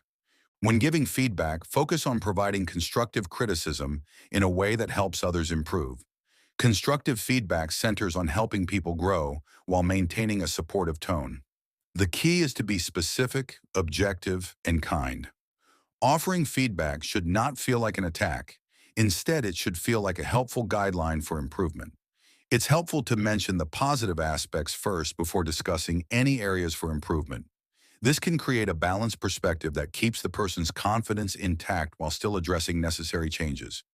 For example, if someone delivers a presentation, your feedback could go beyond a simple, "it was good." Instead, say something like, "Your presentation was informative, and I think it could be even better if you added more visuals to illustrate your points." This approach not only acknowledges the effort put into the presentation, but also provides a practical suggestion that could enhance their skills. Offering actionable advice like this helps the person understand what went well and what can be improved, creating a sense of growth rather than discouragement. Moreover, also consider the timing of your feedback. Providing constructive criticism immediately following an event, like a presentation or meeting, can be beneficial as the information is fresh in everyone's minds. However, it's equally important to ensure that the person is in a receptive mood for feedback. If someone seems overwhelmed or stressed, it might be better to wait for a more appropriate moment. This sensitivity helps maintain trust and openness in communication. Another point to consider is the environment in which feedback is offered. Providing feedback in a private setting can be more effective, especially when addressing sensitive topics. Being mindful of how and where you deliver your message can make a significant difference in how it's received. When others feel that feedback is being given in a safe and considerate manner, they are often more open to accepting and acting on the suggestions. The goal of offering feedback should not be just to point out flaws, but to help someone know what's going well, know what to improve, and offer encouragement. It might be helpful to ask questions that promote reflection and self-evaluation. Phrasing your feedback in the form of a question can encourage the person to think critically about their work. For instance, you might ask, "How do you feel about the pacing of your presentation? Do you think there are parts where the audience might want more detail?" This approach invites collaboration and makes the person feel supported while engaging in their own growth process. In the same spirit, sincere compliments should not be overlooked in the feedback process. A compliment can motivate a person and make them feel valued. Regularly acknowledging small successes can help create a positive environment in which everyone feels appreciated. It helps to build a culture of recognition where people are encouraged to celebrate each other's successes. Such an environment can have a profound effect on team dynamics and overall morale. People thrive when they know their efforts are seen and valued, whether in a professional setting or within friendship circles. When giving compliments and constructive feedback, Keeping communication open is paramount. You might want to check in with the person after giving feedback to see how they feel about it and if they have any further questions. This ongoing communication shows that you care about their development and are willing to support them in their journey. Furthermore, it can lead to a more profound understanding and discussion about the feedback, allowing for a more comprehensive growth experience. Also, being open to receiving feedback yourself can set a strong example. When you demonstrate that you value input from others, you create a mutually respectful environment. This openness encourages a two-way street of communication and improvement, where everyone feels empowered to grow. Encouraging people to offer feedback on your performance or ideas not only builds respect, but also creates a community where everyone contributes to each other's success. Create a friendly and inclusive environment. A friendly and inclusive environment makes people feel valued and respected. When people have a sense of belonging, they are more likely to share their ideas and thoughts. This openness leads to richer discussions and interactions. To create such an atmosphere, actively welcoming others into conversations is a must. For example, when starting a group discussion, you can invite everyone by saying something like, "I would love to hear what everyone thinks about this topic." This invitation sets a tone that encourages participation. Showing a genuine interest in people's opinions is impactful. Simple questions like, "What do you think about this?" can make a huge difference, helping others feel like their input matters. Being aware of group dynamics is an effective strategy to promote inclusivity. This means paying attention to who is speaking and who is silent during discussions. When you notice that certain people are not participating, it's important to address this in an emotionally intelligent way. You can encourage the quieter members by warmly inviting them to share their thoughts specifically. For example, if someone has not spoken much in a meeting, you might say, "We would love to hear your thoughts on this, Hazel." This direct invitation can empower people who might feel shy or intimidated, giving them a chance to voice their ideas. Such a practice doesn't just create a space where everyone contributes, but also enriches the conversation with diverse viewpoints. Respecting varied perspectives is another key element of inclusivity. Embracing differences in background, culture, and experiences can broaden the group's understanding. Approach these differences with curiosity rather than judgment. For instance, if someone shares an experience from their culture, ask them to elaborate on it. Questions like, "Can you tell me more about that?" Or, "How does that work in your community?" not only show that you value their input, but also help others learn. This openness helps build a united group that recognizes and appreciates diversity, making it stronger and more dynamic. Grow in love with an active lifestyle. Engaging in an active lifestyle offers numerous benefits, particularly in boosting social intelligence and enhancing overall well-being. Staying physically fit improves your mood and increases energy levels. These factors enhance your capacity for social engagement. When you maintain physical fitness, your body produces endorphins, which are often called feel-good hormones. These hormones naturally uplift your mood and generate feelings of happiness and relaxation. When you feel good physically, it becomes easier to interact positively with others, making social experiences more enjoyable for yourself and the people around you. Exercise also acts as an excellent stress relief, which can significantly impact your emotional stability during social encounters. Physical activities like running, swimming, and aerobics are great options for lowering cortisol, the stress hormone. When cortisol levels drop, you experience reduced stress, allowing you to approach social situations with a calmer attitude. This calmness helps you respond better to social cues and maintain smoother relationships with others. After a hearty workout, the sense of relaxation that follows can leave you feeling more balanced and equipped to handle various social scenarios. Furthermore, active hobbies provide an avenue for new connections. Building friendships through shared physical activities expands your social connections and also brings new opportunities. For example, joining new sports teams, fitness groups, or hobby clubs creates common ground, where friendships can grow naturally. These relationships usually thrive on mutual support and shared experiences, adding depth and enrichment to your life. Whether it's participating in a hiking group or a neighborhood soccer league, these shared activities will create for you a sense of belonging and community. To maximize the benefits of an active lifestyle, it's vital to choose activities that resonate with you. Whether it's joining a dance class, enrolling in martial arts, or participating in a local running group, the key elements are consistency and enjoyment. Experiment with various options until you find the right fit, ensuring you stay committed, leading to long-term benefits for both your physical well-being and social intelligence. The power of being a generous spirit. Generosity is a cornerstone of social intelligence and relationship building. It goes beyond merely giving. It's about creating an environment where everyone feels valued and connected.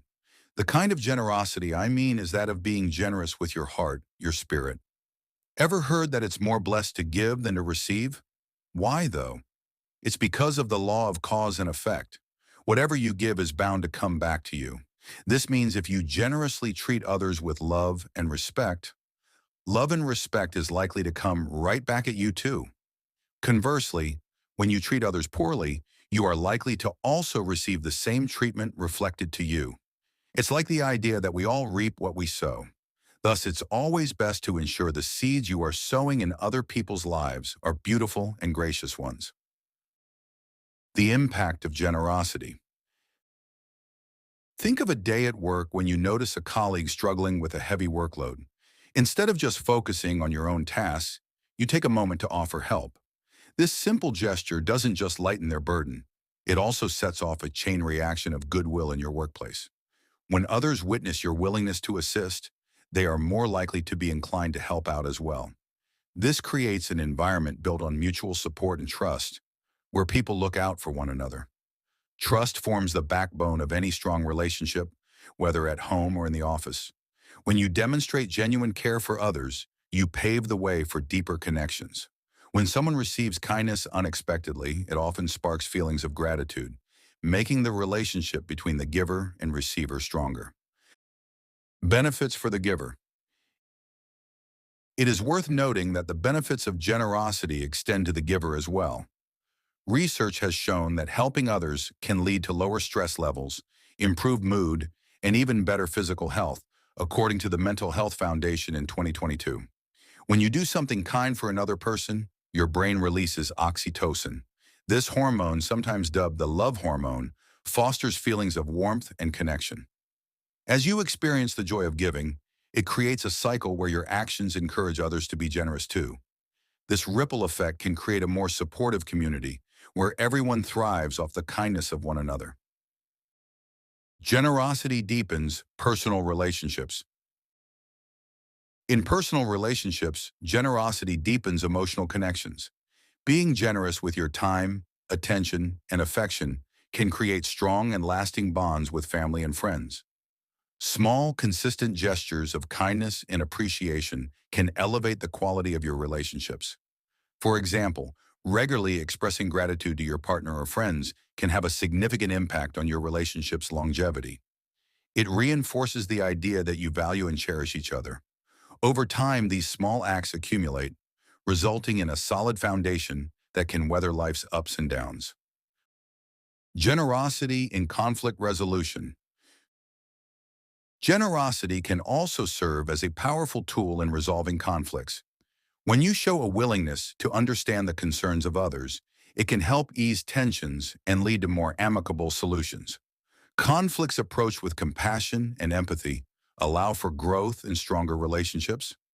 For instance, offering a genuine apology or suggesting a compromise displays that you value the relationship and are dedicated to finding common ground. Such acts of generosity can transform challenging situations into opportunities for better understanding and connection. Excellent body language. Improving your understanding of body language can be achieved through observation and practice. Paying attention to how people around you use nonverbal cues can provide valuable insights into their emotions and intentions. Observing how certain gestures or expressions accompany specific emotions can help you refine your ability to read and respond to these cues accurately. Practicing different body language cues in various social scenarios can also enhance your proficiency in nonverbal communication. Recognizing and avoiding negative body language is equally important in preventing misunderstandings. Negative body language, such as fidgeting, rolling eyes, or sighing, can inadvertently send messages of impatience, boredom, or irritation. These actions can easily be misinterpreted, leading to unnecessary conflicts or strained relationships.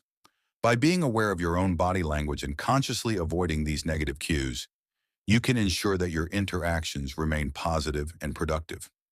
Aligning your body language with verbal messages is essential for ensuring consistency in communication. When your nonverbal cues match your spoken words, it reinforces the message you are trying to convey and makes it more believable. For example, if you express enthusiasm verbally but your body language appears disinterested or unenthusiastic, it creates a disconnect and may lead others to question your sincerity. Consistent body language helps build credibility and trust, making your communication more effective. Confident and socially skilled people often employ a variety of nuanced body language cues to enhance their communication. These cues can signal self-assuredness and help create a positive impression. Below are 30 examples of body language that socially competent and confident people commonly use, which you can try out regularly too.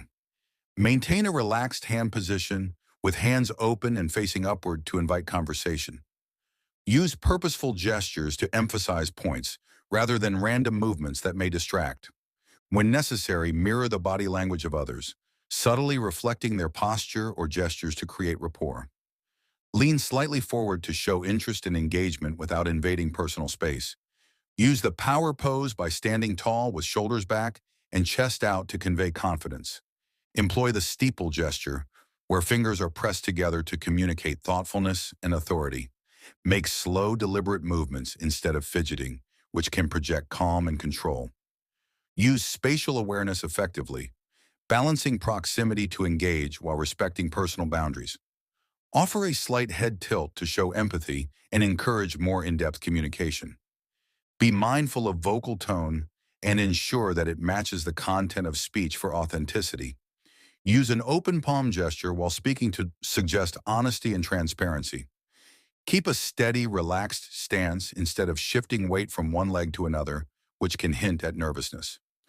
Avoid crossing of legs or arms during conversations, which can be interpreted as barriers. Align your body orientation toward the person speaking, demonstrating full attention and engagement. Engage in light physical touch, like a pat on the shoulder, when appropriate to create warmth and connection. Use facial expressions to reflect mood and understanding, such as raising eyebrows to show surprise or attentiveness. Position the hands at waist level or above to project confidence and openness rather than hiding them. Practice deliberate pauses, allowing thoughts to settle and emphasizing key points in communication. Using body movements to create space in group settings, inviting others in while maintaining control of the environment. Adopt an upright posture while seated, signaling engagement and readiness to participate in discussion. Adjust your breathing patterns to remain calm and collected, which conveys confidence even in stressful situations. Shift your weight from one foot to another in a subtle, controlled manner to maintain balance while standing. Engage in subtle head nods that are synchronized with the speaker to reinforce attentiveness without overdoing it. Practice self-touch gestures like gently rubbing the neck or chin when thinking, which can show contemplation. Offer genuine expressions of surprise or excitement through facial expressions when appropriate to enhance connection. Avoid excessive vocal fillers such as and like to convey clarity and confidence in conversation. Ensure that gestures are culturally appropriate and acknowledge differences in interpretations. Follow appropriate cultural context in physical greetings, such as a bow or handshake, to establish rapport. Smile subtly when listening, to create a friendly environment without overtly interrupting the speaker. Adjust your personal space where necessary to help a conversation feel more intimate or professional. Use pacing and speech delivery to keep the audience engaged, allowing for periodic emphasis on crucial messages. Acknowledge responses or comments by using facial expressions, reinforcing inclusivity in group discussions. Practice silence strategically, allowing pauses in conversation to encourage others to contribute their thoughts. These additional cues reveal the complexity and effectiveness of nonverbal communication. While they may appear subtle, they contribute significantly to how messages are conveyed and perceived. By making a conscious effort to embody these behaviors, you tap into a powerful tool that aids in creating trust and collaboration. Consistency in using effective body language reinforces a positive atmosphere, encouraging others to reciprocate with confidence and openness. Chapter Recap. This chapter has covered the nuances of being socially competent and practicing winning habits. Below are some of the main habits we looked at: being empathetic, having a generous spirit, active listening, staying active, consistency, making self-care a priority, peaceful conflict resolution, promoting inclusivity, harnessing mindfulness, spreading positivity, being non-judgmental, confident and charismatic body language, giving constructive feedback in an encouraging way. Habits take time to form, so remember to be patient and try your best to stay consistent. It gets easier with more practice. After embodying these winning habits, what will be the glue that will hold everything together to ensure lasting change and ongoing growth? Let's dive right into our last chapter to see how we can cement all this progress and ensure all your efforts pay off for good. Chapter 5. Know Thyself.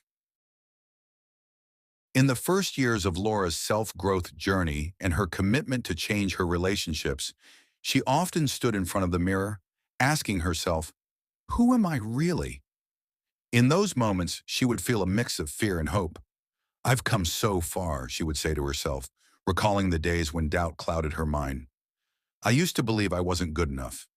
Each new empowering thought she had became a stepping stone toward her new strength.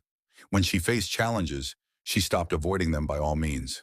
Instead, she remembered God and Jesus' promise to her and muttered under her breath, "When I am weak, He is strong." Those words echoed in her heart, helping her to trust in a higher power she could always rely on. As time passed, Laura reflected on her habits and choices. "All those years, why did I let others define who I was?" she would ponder, shaking her head at how much energy she wasted seeking approval. She realized that so many of her past relationships were strained because of her insecurities. The confidence she once thought was unattainable began to grow within her as she leaned on her faith. "I am a princess in God's kingdom," she reminded herself. This knowledge shifted her perspective. She felt lighter, as if chains were breaking away with every affirmation she embraced.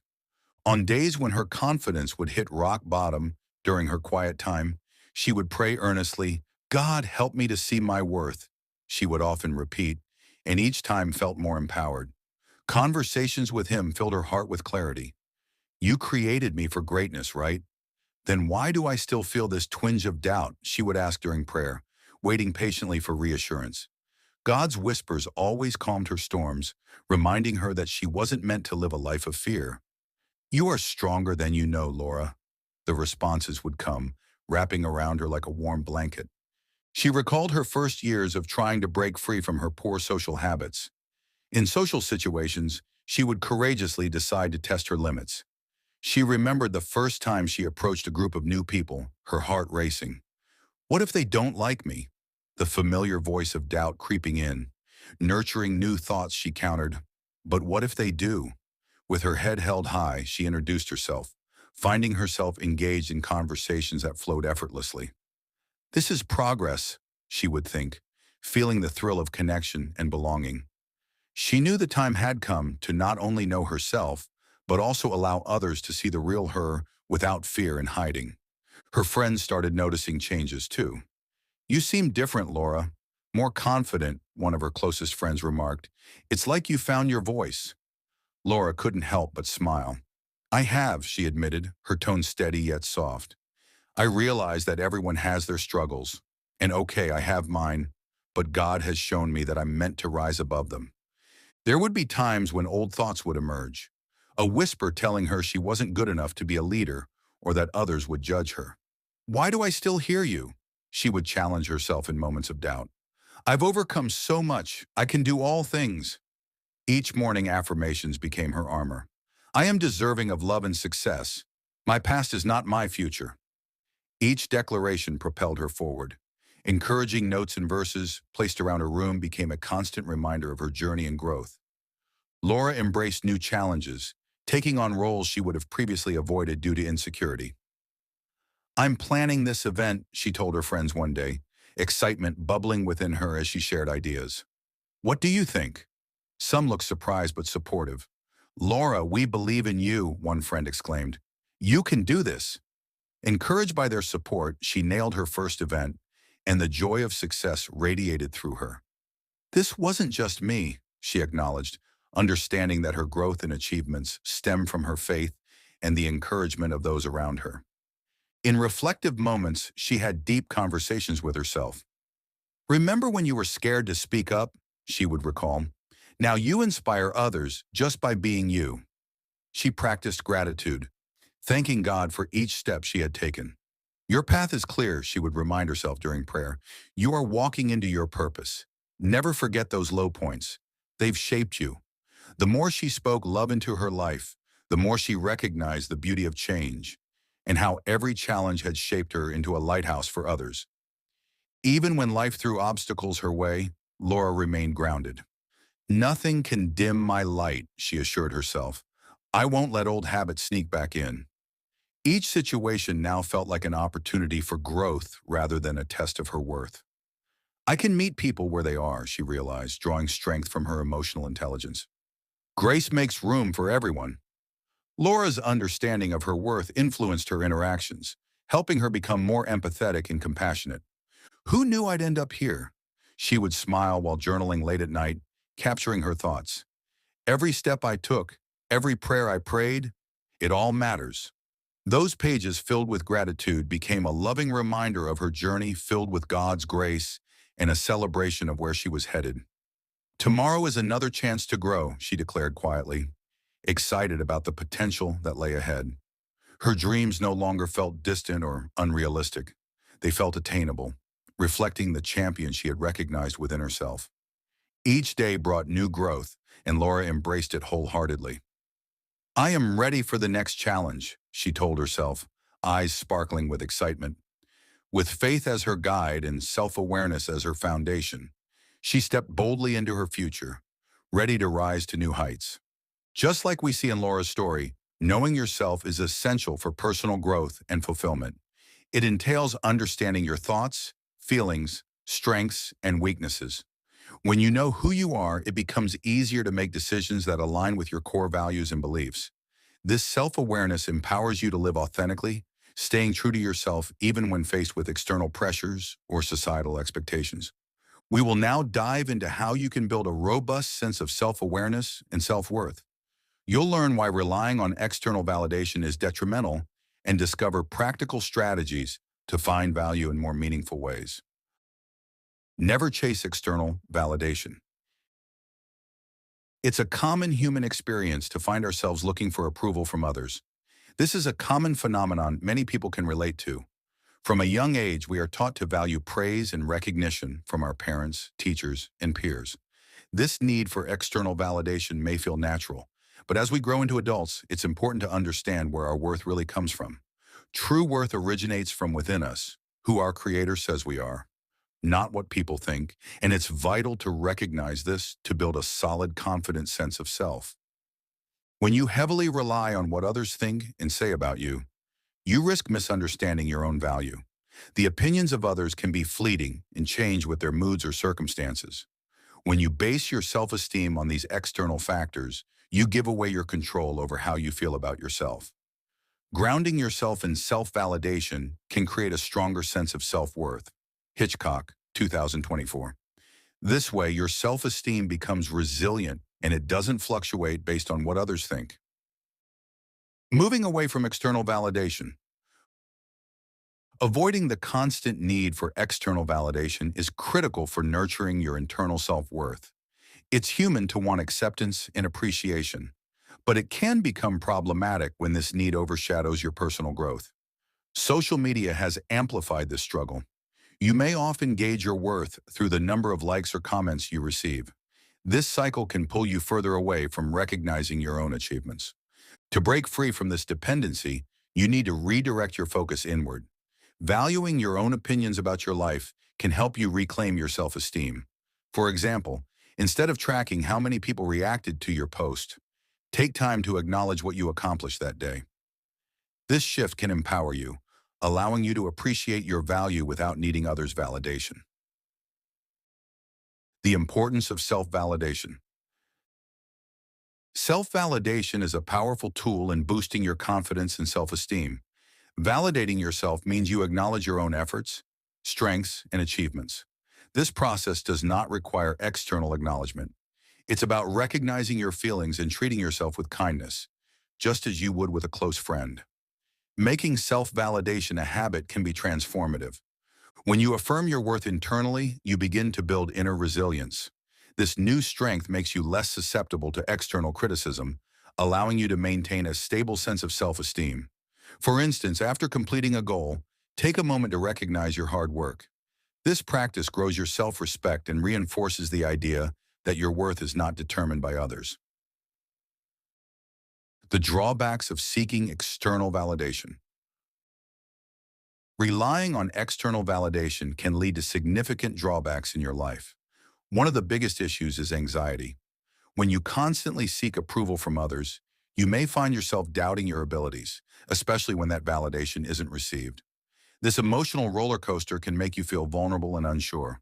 Moreover, chasing external validation can dampen your authenticity. In an effort to be accepted, you might change your behavior or suppress your true thoughts. This disconnection from your genuine self can leave you feeling lost and unfulfilled. Additionally, this reliance on approval can seriously impact your mental health. When your self-worth hinges solely on what others think, you may feel inadequate or never truly satisfied unless constantly praised. This cycle can lead to anxiety and even depression over time. Developing strategies to combat validation, seeking behaviors. To combat the need for external validation, you can implement specific strategies. To start, becoming aware of validation-seeking behaviors is a significant first step. Pay attention to moments when you find yourself fishing for compliments or worrying unnecessarily about what others think of you. Recognizing these patterns can empower you to make changes. Next, strengthen your self-validation practices. Start by praising yourself for even the smallest achievements. Reflecting on your strengths regularly can help. Keeping a journal where you write down daily accomplishments or positive affirmations can be particularly effective. Reframing negative thoughts is another helpful strategy. When you catch yourself thinking negatively, counter those thoughts with realistic, uplifting statements. For instance, instead of saying, "I'm not good enough," replace it with, "I am doing my best, and that's what matters." Additionally, stepping away from social media can lessen the compulsion to seek validation. Engage in hobbies or activities that bring you genuine joy without the need for external affirmation. Surrounding yourself with supportive people is essential for building your self-worth. Friends or family who encourage you to validate yourself can reinforce this important shift in perspective. Such supportive relationships make it easier to prioritize self-affirmation over external approval. Don't abandon your needs and values to please others. In our modern world, people often feel the pressure to conform to social norms and the expectations of others. This can be overwhelming and may cause people to forget their own needs and values.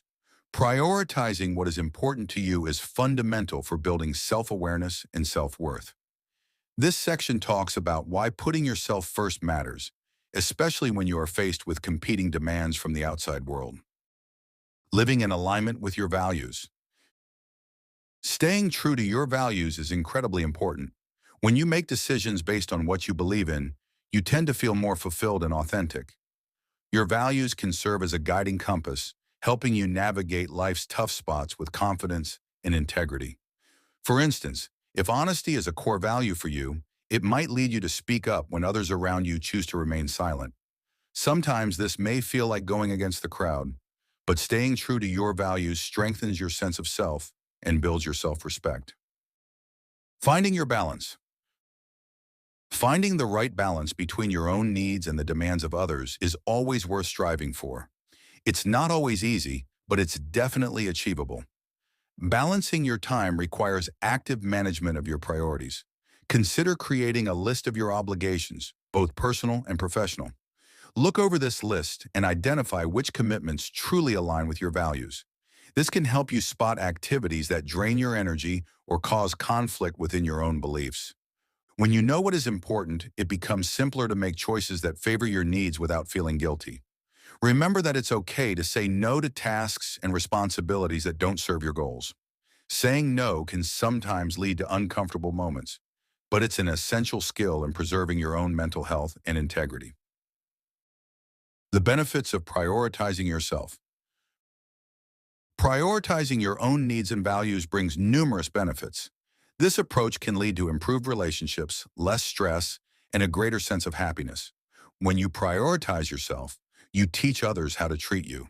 This can encourage those around you to also respect their own boundaries and needs, creating a healthier environment for everyone involved. For instance, if you regularly put your needs at the forefront, your friends and family are more likely to understand and value those traits in their own lives. They might feel inspired to prioritize their needs as well. Using this practice can also lead to improved self-esteem. As you start to make choices based on your values, you begin to cultivate a sense of inner peace and satisfaction. You become more aligned with who you are and what you want from life. This can open new doors for personal growth and enhance your overall well-being. Small steps make a big difference. Taking small steps can help in prioritizing your values. Start with simple actions like time blocking your schedule to create space for activities that matter most to you. Want to spend more time with your family? Block out weekends purely for family activities. Feel overwhelmed at work? Request that extra responsibilities be placed on hold so you can focus on your main tasks. You could also practice self-reflection by journaling about your daily experiences and feelings. Writing things down can help you clarify what you value and how well your life aligns with those values. Over time, this practice can give you better insight into how to act in ways that support your self-respect. Developing an accountability system. Establishing an accountability system can further support your commitment to your needs and values. This could involve finding a trusted friend, family member, or mentor who can help you stay true to your priorities. You can check in with this person periodically to share your successes, challenges, and the boundaries you've set. Knowing that someone else is aware of your journey can motivate you to remain focused and committed. Effective communication and personal needs. Effective communication is needed in expressing personal needs while maintaining your core values. When you communicate effectively, you not only clarify what you want, but also ensure that your principles are respected. To achieve this, there are several strategies you can adopt. Each of these strategies will help you articulate your needs in a way that resonates with others while putting your values first. Be clear and specific. One of the first steps in effective communication is to be clear and specific about what you need. Vague statements can easily lead to misunderstandings and frustration. If you want something, it's important to explain exactly what it is and why it matters to you. For instance, instead of simply saying, "I need more time," you could specify your request. "I need an additional day to complete this project to ensure high-quality work." This way, the other person understands not only your request, but the importance behind it. Being explicit helps eliminate any confusion about your intentions and makes it easier for others to respond appropriately. Express how you feel in an honest and cordial way. Another effective communication technique we looked at before, briefly, is to use I statements. This approach allows you to express your feelings and needs without coming across as accusatory. By framing your expressions in this way, you create a space for understanding rather than defensiveness. For example, if you often find yourself overwhelmed with last-minute tasks, you might say, "I feel overwhelmed when I'm given last-minute tasks. I need more notice to plan effectively."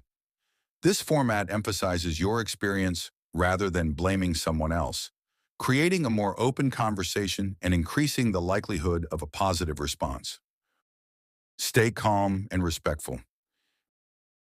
Maintaining a calm and respectful tone is essential, even when you are setting personal boundaries.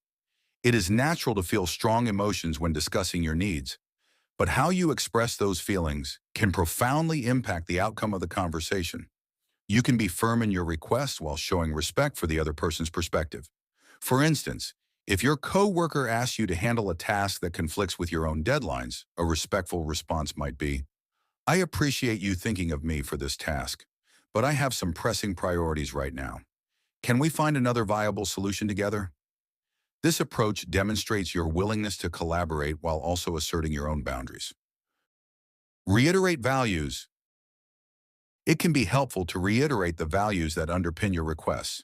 This practice reinforces the reasons behind your needs and helps others grasp your point of view more thoroughly. For example, if you believe in transparency and trust within your team, you might say, "I value openness, and I think sharing this information will help us all work better together." By reminding yourself and others about your core values, you keep the conversation focused not just on the surface level needs, but on what truly matters to you. How your intrinsic values impact your worth. Understanding intrinsic values plays a key role in defining your self-worth. These values are the beliefs and principles that help you decide what is important and meaningful in your life. They shape how you act and respond to different situations. By defining your intrinsic values, you can better see yourself and understand what truly fulfills you. This section will showcase how to identify these core values, the importance of being authentic, the benefits of living by your values, and how to incorporate these ideas into your daily routines. Identifying core values. Your core values are a crucial step in building self-worth. They are the deeply held beliefs that guide your choices and actions. They reflect what matters most to you beyond just what society expects or what seems trendy. To identify your core values, start by reflecting on significant moments in your life. Ask yourself what made you feel truly happy or fulfilled. Consider what activities you were engaged in, who you were with, and the circumstances surrounding those times. Another helpful way to pinpoint your values is to write down a list of things you believe in and then narrow it down to a few that resonate the strongest with you. Think about values like honesty, compassion, personal growth, community, or creativity. These values often connect to deeper motivations and help guide you through your life's journey. It is also important to revisit and reassess your values regularly. As you go through life experiences, your perspectives can change, making some values more significant while others may lose their prominence. Regular reflection will help keep you in tune with what is most important to you at any given time. Living authentically. Living authentically means aligning your actions with your true self and your intrinsic values. It's not necessarily about being flawless, but about being genuine and honest about who you are, even when it feels uncomfortable. Embracing authenticity takes self-awareness and courage. It pushes you to express your thoughts, feelings, and values without hiding or pretending. It can be difficult to be authentic in a world that often rewards people for fitting in or conforming. However, being true to yourself leads to deeper, more fulfilling relationships and a greater sense of personal satisfaction. One effective way to develop authenticity is through mindful reflection. Take the time to pause and evaluate whether your actions align with your core values. Journaling can be a great tool for this practice. Keep a journal of your daily experiences and write about how those experiences reflect your true self. This can help you recognize moments when you acted authentically and moments when you didn't. By committing to this kind of reflection, you can build integrity and increase your confidence in your self-worth. The impact of aligning actions with personal values. When you align your actions with your intrinsic values, the impact on your self-esteem and overall well-being can be significant. Living in a way that resonates with what you believe creates a sense of coherence and inner peace. This balance boosts your self-esteem because you feel you are living in harmony with your principles and what is meaningful to you. On the other hand, when your actions do not align with your values, you may experience inner conflict, cognitive dissonance. This disconnect can diminish your sense of self-worth over time. For instance, if you value honesty but often feel compelled to hide the truth, the resulting conflict can erode your self-esteem. Conversely, when you consistently act in accordance with your core values, you reinforce your self-respect. This deep alignment with your values can enhance your confidence. It allows you to stand firm in what you believe and who you are, leading to a more fulfilled life. When your actions mirror your beliefs, you cultivate a stronger sense of self. This can positively affect your relationships as well. People tend to gravitate towards those who are authentic and clear about their values. Incorporating your intrinsic values into daily life does not have to be a complicated process. Simple actions like making conscious decisions based on your values or speaking up when something feels off can create a steady path toward authenticity. Over time, these small actions can lead to significant changes in your sense of self-worth. Incorporating intrinsic values into daily decisions. Incorporating your intrinsic values into your daily decisions and behaviors is important for living a fulfilling life. Your intrinsic values help you to be authentic to yourself. To achieve this, you can implement practical strategies in your life that will guide you in making decisions that resonate with what you truly believe. Mindful decision-making. One of the most effective strategies is mindful decision-making. This involves taking a moment to pause before making important choices. Ask yourself a few key questions. Does this decision align with my core values? How does this option resonate with what I stand for? When you reflect in this manner, you can make choices that reflect your true self rather than simply reacting to external pressures or influences. For instance, if you're considering a job offer, think about whether the company's values match your own. If integrity is one of your core values, assess if the workplace environment promotes honesty. This small practice of reflection can significantly impact the quality of your decisions and ultimately the direction of your life. Set intentions. Another method is setting intentions each day. Before you start your day, take a moment to outline the values you want to embody.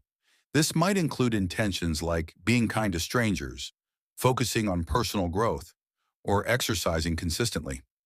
Writing down these intentions can guide your actions and keep you focused on what truly matters. For example, if you set an intention to spread kindness, you might look for opportunities throughout your day to lend a helping hand or offer words of encouragement. Establishing clear intentions not only aligns your daily actions with your values, but also helps you to stay grounded during hectic times. Create value-based goals. Creating goals that are based on your intrinsic values is another vital step. Setting specific targets that reflect what is important to you can provide direction in your life. For instance, if supporting your friends is a significant value, consider setting a goal to help them in what matters most to them. This gives you a clear plan and something to work towards, which can be very fulfilling. If personal growth is a key part of your life philosophy, seek out classes or workshops that challenge you and expand your knowledge base. By aligning your goals with what you value most, you make the pursuit of these goals more meaningful and impactful. Evaluate relationships. The people you surround yourself with can profoundly influence your life. Evaluating your relationships in light of your values is essential. Look closely at your friendships and professional connections. Do they respect your values? Actively build relationships with people who appreciate and support what you stand for.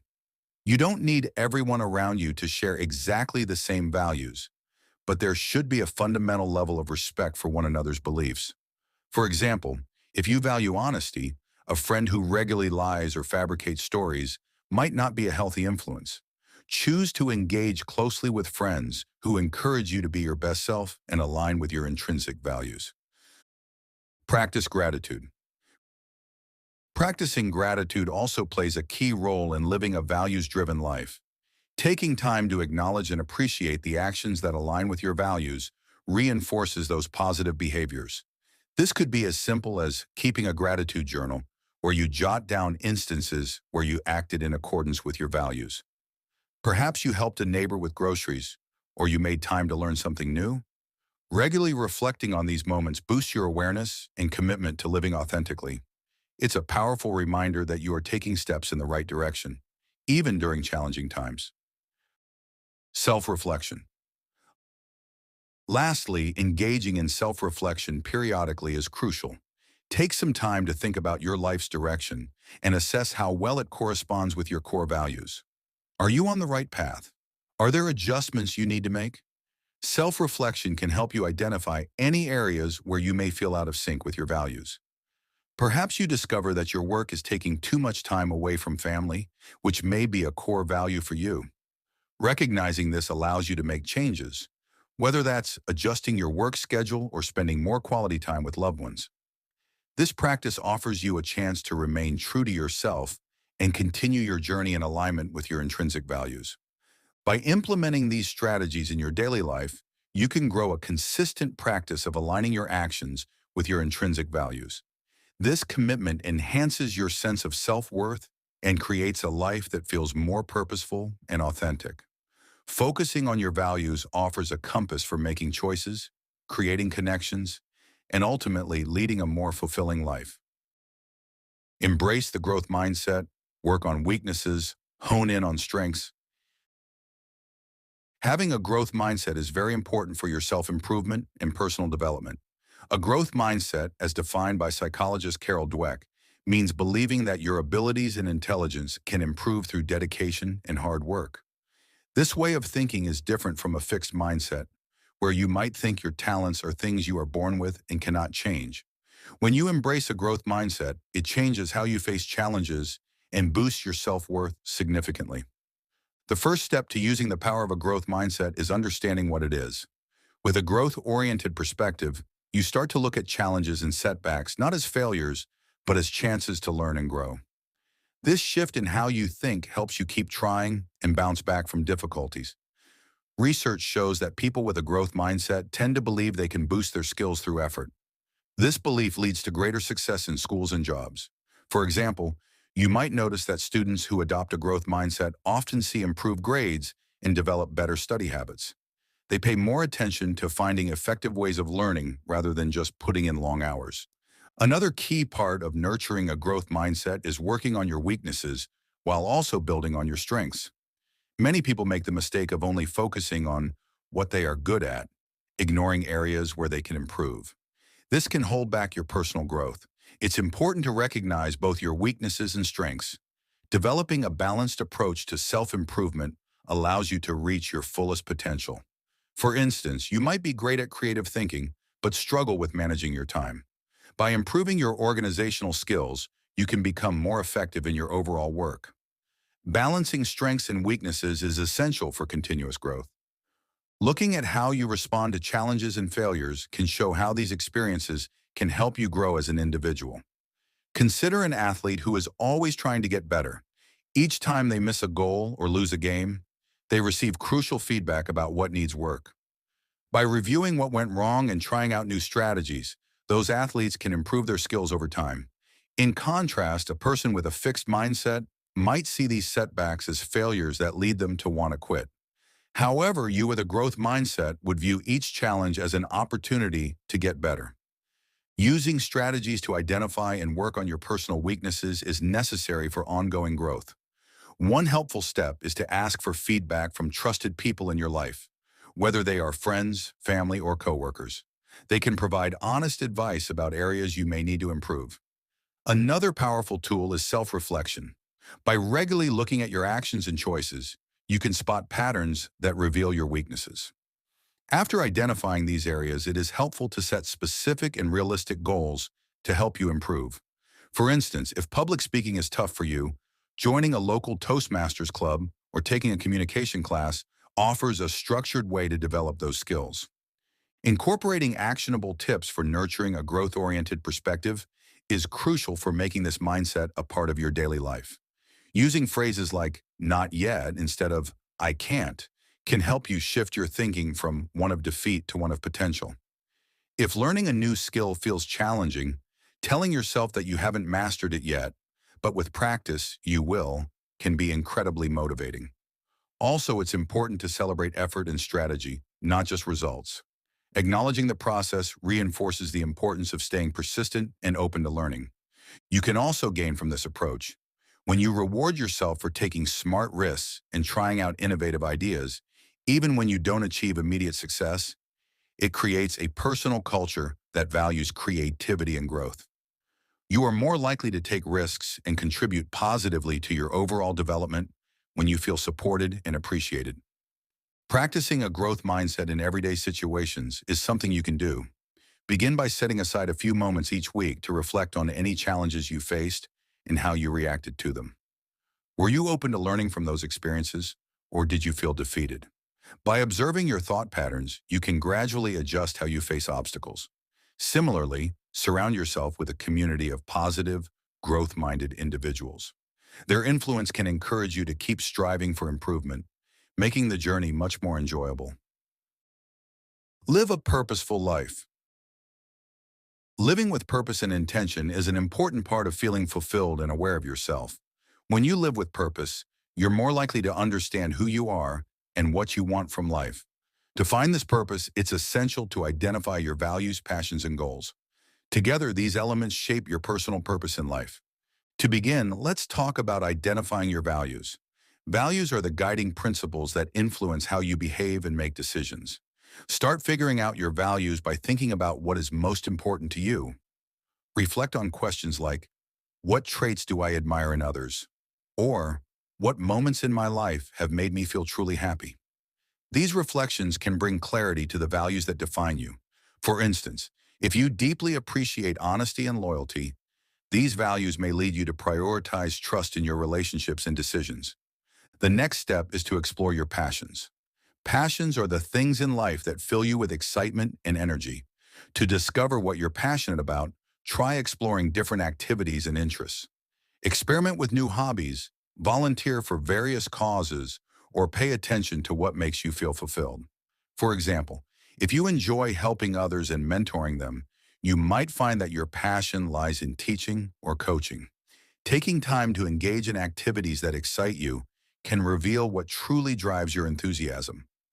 After you've gained a clearer understanding of your values and passions, you can begin to set specific and achievable goals that align with them. Goals serve as a roadmap that directs your actions and motivates you to work towards meaningful accomplishments. When setting your goals, ensure they follow the SMART criteria, which means they are specific, measurable, attainable, relevant, and time-bound. For example, if health is one of your core values, a fitting goal could be to run your first marathon within the next year. This goal not only supports your value of health, but also provides you with a tangible target to strive for. Being intentional in your everyday choices means that your actions should reflect your values and goals. Before making any significant decisions, ask yourself if they align with your personal purpose. For example, if valuing family is essential to you, make it a point to spend quality time with loved ones. This might mean scheduling regular family dinners or setting up game nights, even when your schedule is busy. Having a strong sense of purpose helps create direction in your life. Purpose acts as a guiding compass, especially during difficult times. It keeps you focused on your priorities and helps you remain resilient amidst challenges. When you have a clear purpose, it can motivate you to wake up each day and pursue your dreams with enthusiasm. Research shows that individuals with a well-defined sense of purpose often enjoy improved mental well-being and a stronger ability to bounce back from setbacks. As we come to a close of this book, we've seen how social intelligence is truly the art of climbing into people's hearts and knowing how to stay there. It's about growing in love with yourself and helping others love themselves too. It's about communicating with love and consideration in your relationships. It's about bringing magnetic energy wherever you go and owning it. By harnessing all the skills discussed in this book, as well as learning from the examples of Laura and Ethan, you can also revolutionize your life from today and become unforgettably socially competent and outstanding. I believe you have all it takes to win and achieve all your goals. Time to go out there and make it happen. Conclusion. As we come to the end of this journey, remember that improving your social skills isn't a one-time event, it's an ongoing adventure. Think of yourself as a sculptor meticulously shaping clay into a masterpiece. Every interaction, every reflection is a chance to mold your self-awareness and enrich your social intelligence. This book has provided you with numerous tools and insights to enhance your social interactions and build stronger, more meaningful connections. However, knowledge alone isn't enough. The key to truly integrating social intelligence into your daily life lies in consistent practice. Just like learning a musical instrument or a new language, it takes time and repetition. At first, it might feel awkward or forced, but with consistency, these principles will become second nature. Soon you'll find yourself navigating social situations with ease and confidence. Your journey doesn't stop here. In fact, it's only just begun. Harnessing the power of positive relationships is transformative. Reflect on the successful people you know or admire. What's one thing they all have in common? More often than not, their success can be attributed to their ability to build and maintain healthy relationships. Whether they are leaders, innovators, or community builders, their social intelligence plays a critical role in their achievements. Think about your own life and the relationships that matter most to you. How do they impact your day-to-day experiences? Imagine each positive relationship you form as a stepping stone toward a more socially intelligent and fulfilling life. Every connection is an opportunity to grow, learn, and enrich both your life and the lives of those around you. Social intelligence goes hand in hand with emotional intelligence. It's about understanding others, empathizing with them, and communicating effectively. The quality of your life largely depends on the quality of your relationships. Investing in mastering social intelligence is one of the most valuable endeavors you can undertake. It's a skill that will benefit you in all areas of your life, from professional advancements to personal happiness. As you continue down this path, remember that every effort you put into improving your social skills is an investment in your future. Celebrate your progress, no matter how small. Encourage yourself to step out of your comfort zone, engage with others, and apply what you've learned. The more you invest in these practices, the more natural they will become, leading to richer and more satisfying interactions. Take a moment to reflect on your journey so far. What have you learned about yourself and others? How have your interactions changed? What steps can you take to continue this growth? These reflections are crucial in understanding your progress and setting new goals for continued improvement. Additionally, consider the broader impact of your enhanced social intelligence. You gain a lot personally from the journey and also create a positive ripple effect in your community. By becoming more socially intelligent, you contribute to a more empathetic, understanding, and connected world in your sphere of influence. Your efforts can inspire others to embark on their journeys of self-improvement, creating a network of individuals committed to bettering themselves and their relationships. As we conclude, I want to extend my heartfelt congratulations for dedicating time and effort to this endeavor. Reading this book is a significant step towards your holistic success. You're on a path that promises personal and professional growth, enriched by the quality of your social interactions. When you get some time, consider leaving a review on Amazon and share your thoughts. Your feedback will be treasured deeply. Feel free to also share your success stories and experiences with others who might be on similar journeys. Your encouragement will certainly go a long way. Your feedback can inspire and motivate someone else to take their first step towards mastering social intelligence.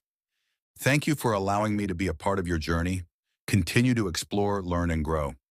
Embrace the journey of self-discovery with an open heart and mind, and remember that the skills you've developed here are invaluable. They will serve you well in all aspects of your life.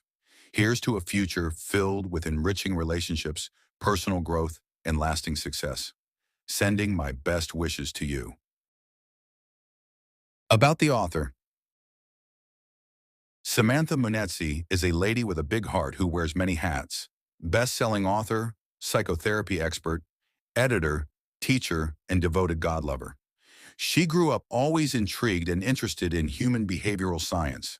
Having lost her father to a heart attack at the age of 6 and her mother to a car accident at the age of 11, she quickly learned how to adapt to her new world and master the art of social intelligence. With a strong background in psychology and theology, she grew to comprehend human nature deeply. Through her findings and personal life experiences as demonstrated by Laura's story, she became the embodiment of the knowledge shared in this book.